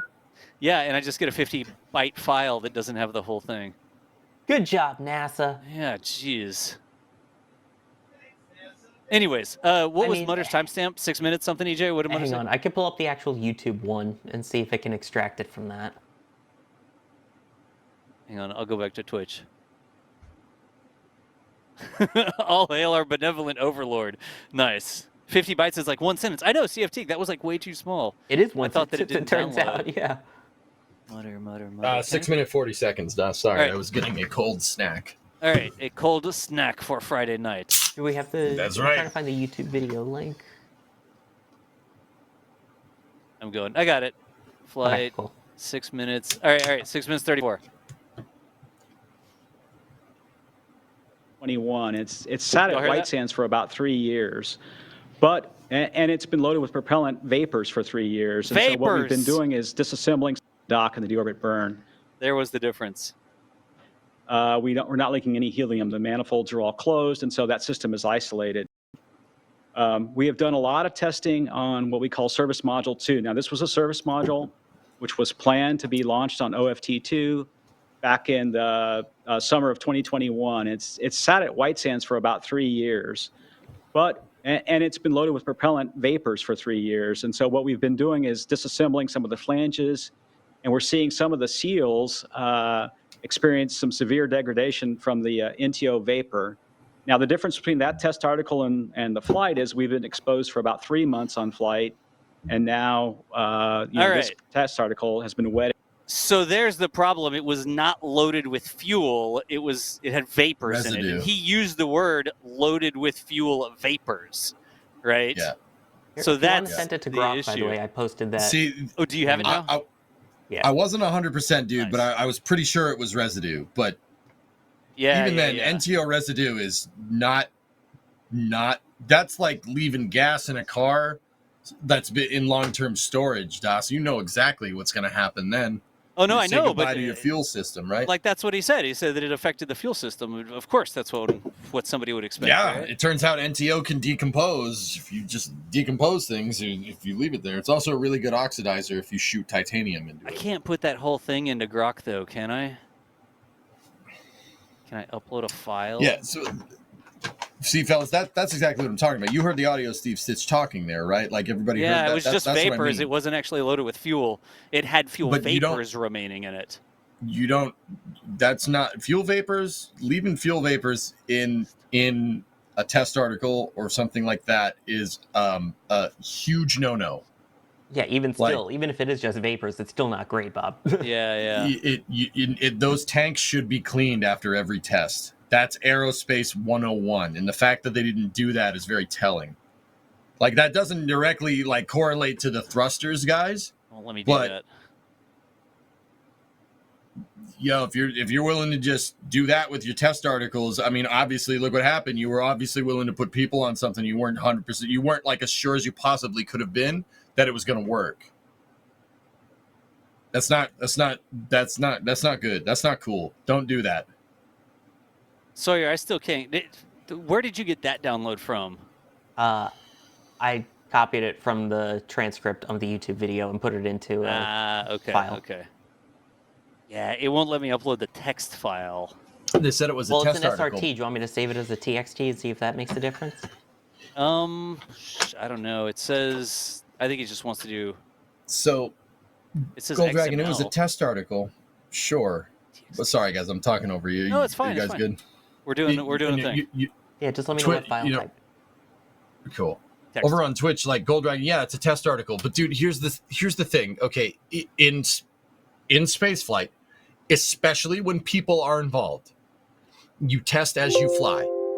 Would you leave our actual Starliner service module one that's going to fly? Would you leave it in that condition? Hell to the freaking no, you would not. The fact that they were just like, it's a test article, fine. We don't need that anymore. We're good. Our thermal models are good. It's fine. We're fine. No, it's not. It's not good. It's not. You screwed up. Like, and you know, that's the kind of thing I'm talking about, dude. You practice lazy, you're gonna play lazy. Practice hard, you play hard. The fact that you're gonna do that to one of your test articles, like, and not treat it like it's the real deal. That's very telling. All right, I told it, please review this text file and see if there's any mention of fuel left in a service module. Now it's carefully reviewed the transcript again.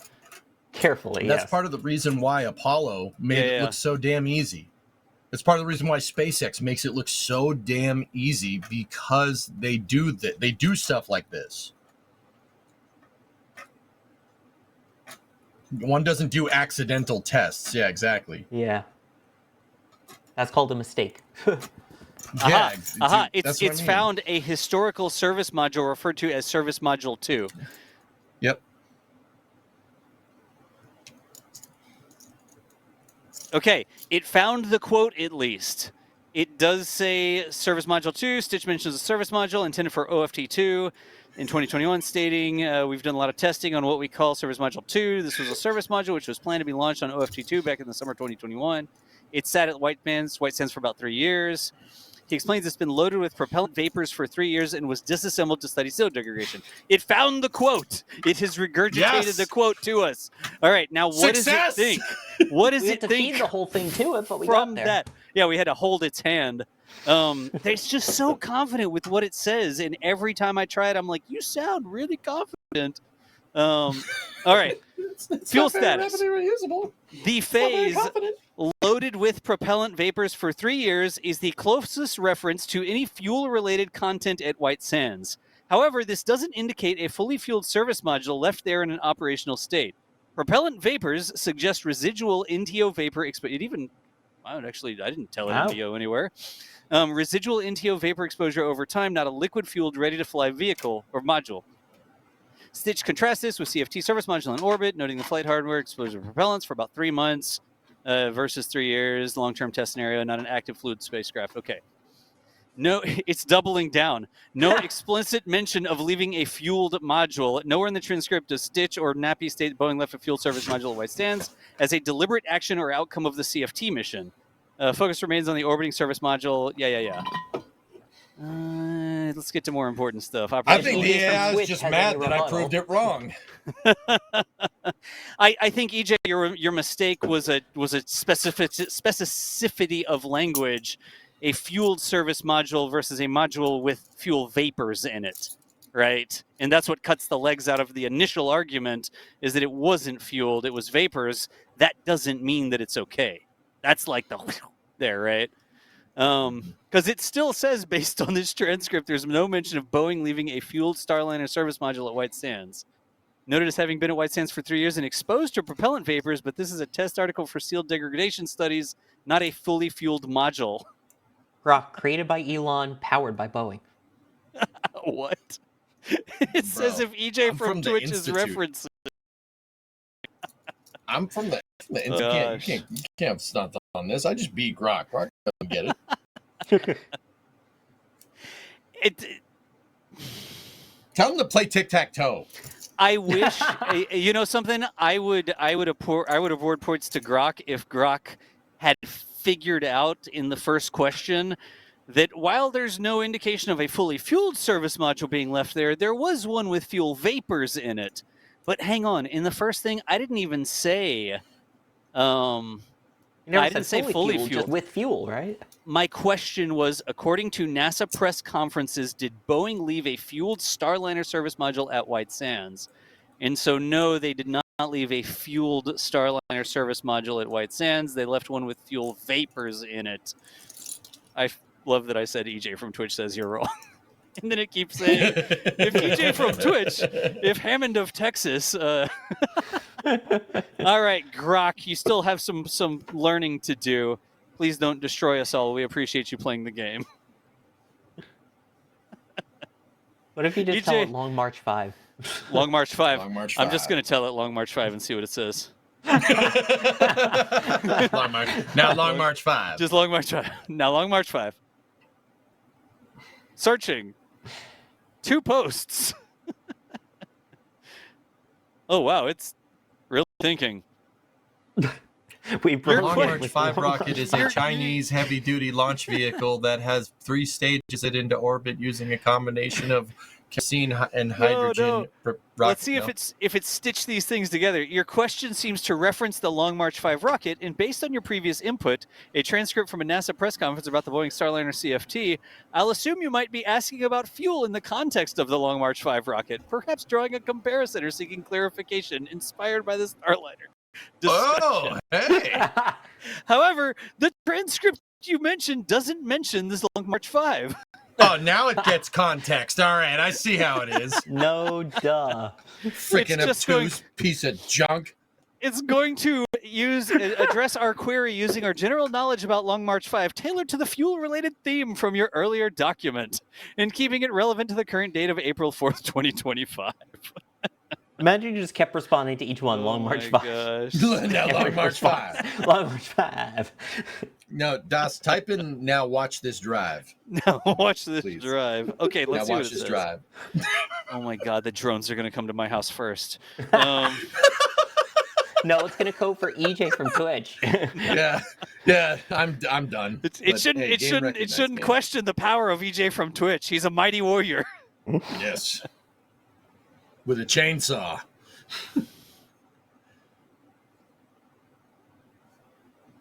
Huh. Holy crap. Now watch this drive. It seems like your message, now watch this drive, might be a playful or cryptic follow-up to your previous inputs, perhaps a reference to something specific you want me to analyze or shift in focus. Given the context of our conversation, which has spanned the Boeing Starliner service module fuel status from a NASA press conference and a brief detour to the Long March 5 rocket, I'll assume you're either testing my ability to pivot or hinting at something new to explore. Without more context, I'll interpret it as an invitation to tie things together creatively or look for a new angle while staying grounded in the data we've discussed. The phrase, watch this drive, evokes a sense of action or demonstration. Maybe you're riffing on the golf term from George W. Bush's famous 2001 quip, or perhaps it's a nod to propulsion, like rockets drive in space. Dude, he got it! Since we're deep into aerospace territory, let's connect it back to your earlier focus on fuel and see where this takes us. You got Now watch this drive. George Bush swing. That's awesome. Oh my gosh. All right, then it's analyzing Starliner. That sort of stuff. Single RCF thruster. The drive here was the thruster's performance. Critical for the deorbit burn to bring the spacecraft home. The transcript showed no fuel module left behind. The CFD service module stayed in orbit, blah, blah, blah. Okay. Now, if we pivot to Long March 5 from your last message, its drive comes from its YF-77 and YF-100 engines, fueled with LOX LH2 and LOX kerosene. Unlike Starliner, it doesn't leave fueled service modules lying around. Did it say that? Owned. It says that. Unlike Starliner, it doesn't leave fueled service modules lying around. Its stages either re-enter or are deorbited with minimal residual fuel. Its latest It was fuel. It says minimal residual fuel. It does say that. That means that it called EJ from Twitch correct. That it does have it left in it. Different approach to propulsion and disposal with no white sands equivalent. So, okay, here's its conclusion. So, watch this drive could be you saying, look at how these systems perform. Little too literal there, Grok. Starliner's thrusters struggled with heat and seal degradation, driving NASA and Boeing to test and tweak, while Long March 5 robust launches drive China's space ambitions without the same fuel-related drama on the ground. If you're hinting at a specific event, video, or X-post like a rocket test or literal drive, I could search it with more guidance. For now, I'll assume you're impressed by the engineering dance of fuel and thrust as we've unpacked. Well, about the not having fuel problems and not having guidance, I mean, stage ones. We could drive it towards where does Long March dispose of its residually fueled modules? On I'm just gonna villages, tell it. yes. They rhyme. Long March 5 actually it launches out over the ocean from Wenchang. It's Long March. I think Long March 2 that does not do that, and Long Every March other 3. vehicle, basically, yeah. Yeah, every other. It's pretty much every other vehicle. I said they rhyme, ha. I said, you're right, they do rhyme. Long March 5 and Now Watch This Drive share a playful phonetic twist, with 5 and Drive locking in the rhythm. It's a clever catch, and I'm guessing you're having some fun with wordplay after our deep dive into rockets and fuel. All right, that's enough. You can talk to Grok for a My all God. right. ChatGPT would have done this in 2 sentences. Should we ask ChatGPT to review the transcripts? God. Like, give it the same inputs and see what it says? No. Oh, God, no. No. I think we're good. All right. The moral of the story is either I need to be a better prompt engineer, or you can't trust the exact things the AIs tell you yet, and you should rely more on EJ from Twitch's memory of what happened during NASA press conferences. Aha! Do a victory lap, EJ. You need to have music for this or something. Da da da da da da da da da da da da da da. One day, Grok 52 is going to find this conversation in a transcript from a Twitch stream and be like, "Oh yes, I remember EJ from Twitch." What we're going to need is, for next week's Flame Trench, for the next one that EJ you're on, your title card will have to say EJ from Twitch. EJ from Twitch. Please, Kevin. Kevin, are Please. you still here? Kevin. I am here. Hey, Kevin, how's it going? We're having fun. I know you are. You're still talking about Starliner. No, actually, we were talking about Grok. Well, But yeah, please. Rockliner. Next week for the 30 members and 450 people on Twitch that were here, we need it to be EJ from Twitch. It had an essence of fuel. I'm reading back the chats now. Travel out west. Oh, nice. Grockliner. Rockliner. Oh my gosh. All right, y'all. Yes, Kevin, we should thank probably you. shut this down now. Yeah. Right? What, Thank you. My EJ, food what, just Kevin. arrived, so yeah. Thank you.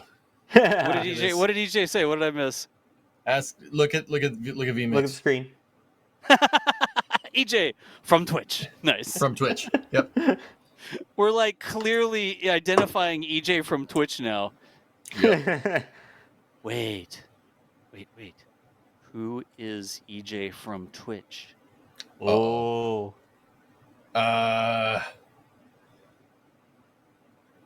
It's thinking. EJ from Twitch, likely the one you're referring to from our earlier exchanges, is most commonly associated with the username EJ_SA. He's a live streamer known for his He's a live streamer known for his focus on educational and engineering themed gaming content. EJ_SA primarily plays Kerbal Space Program (KSP), a spaceflight simulation game where he utilizes reusable spacecraft colonization and logistics. Think capital ships orbiting the Kerbal system. His streams double as a platform to teach viewers about engineering, spaceflight, and aviation concepts, blending fun with learning. I'm Beyond. Dead. Where's the fun? Where's the fun? Well, I'm dead. But wait, there's more. Oh, crap. EJ branches out to other games like City Skylines, Car Mechanic Simulator, Stationeers, and Timberborn. Keeping the educational vibe, though he occasionally dips into less serious titles like My Summer Car or Grand Theft Auto 5 for racing with viewers. Holy shit, EJ. It knows. What the hell, dude? Oh my god. How does it know that? His Twitch journey started back on November 26, 2011, initially playing games like Warhammer, but he found his niche with KSP. By April 4th, 2015, he was partnered with Twitch, and as of early 2025, his channel boasts over 79,000 followers and millions of views, ranking him around number 2,970 on the platform. Damn, top 3,000. It wasn't Warhammer, it was StarCraft, but also very close. That was dude. Wow. Whoa. And then it gets no, EJ, you're safe. It gets off the rails. EJ's real name is Eric. He's based in the USA, and he's got a personal touch to his story. During a streamed road trip across the country, he proposed to his girlfriend, and she said yes. It knows. It says.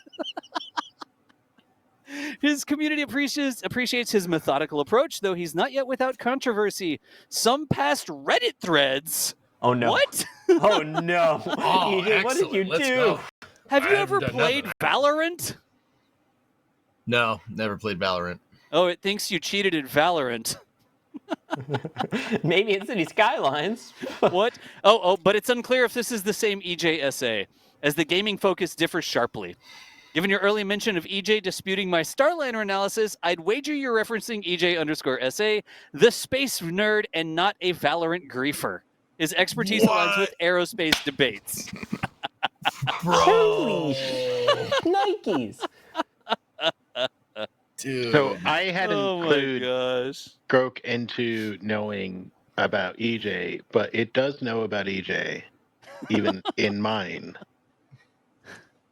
What did you ask it, Kevin? I just asked, I don't want to scroll up because there's stuff up there, but I okay. asked who is EJ from Twitch. You asked who is EJ from Twitch. Nice. Like without the context of the Starliner discussion. Correct. Nice.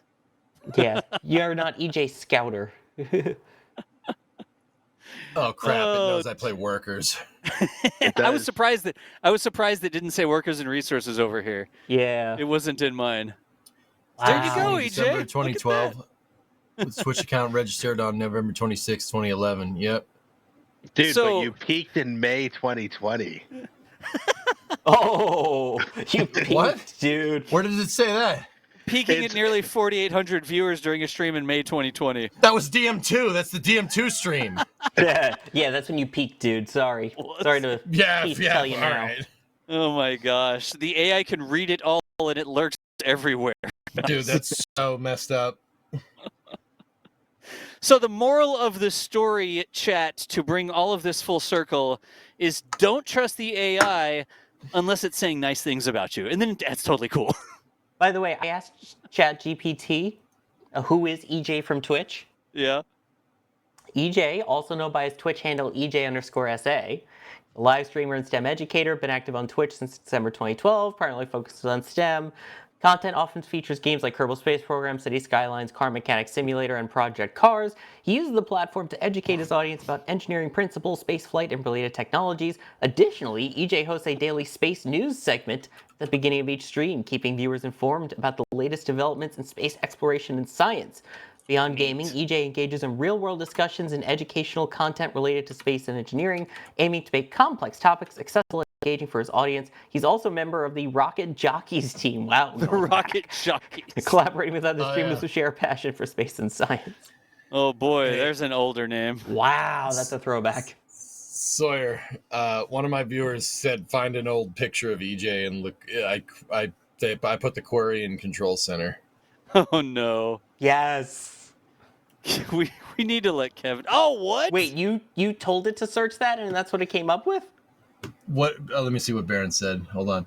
Where I asked is Rock to that find from? a picture of you on Twitter and it found that. That is from. Wow. Dude, I didn't even know where that picture was taken. In my hotel room in Boston, ISS RDC. That was, I think, after we went to the, right after we went to the Red Sox game. Yeah. Yeah. The actual conference was in that You same do have hotel, some just a hair. couple floors down. Yeah. Jeez, man. I also Oh, remember boy. that that was back before you showed your eyes. So you intentionally had to put the glasses on. And I remember photoshopping the glasses on your face when you took the picture with Katie Coleman so we could post it online. Dude. Wait, I met Katie Coleman? I don't remember that. Which astronaut was it then? Pam Melroy. Not at that event. I remember meeting Dan Tanney at ISSRDC. We talked with him about Cygnus, dude. Yeah, I remember that. But I remember talking to Mark Polanski too. I don't remember meeting Katie Coleman. 130, Mark. But that was after like one of the things. Here, let me see. Yeah, Katie Coleman. Really? Really? Hell yeah. I also Kevin, have can you... picture from when they announced the astronauts that would be on the commercial crew program. So I have a photo of me with let me see, who is it? With Suni Williams and who else was it? Sonny dog from my neck of the woods. EJ, Sonny and you've never fully posted your face anywhere online, it says. Yeah, okay. Yeah, that's, well, I mean, that's and not Megan. wrong. That's who it was. There you go. Megan MacArthur. That's the other one. Really? I met Megan MacArthur? I don't remember that. I don't know if you met them. I know there was a media event. It was me, Sonny, Megan. I'm trying to think if I don't think the guys were there. I think it was just them.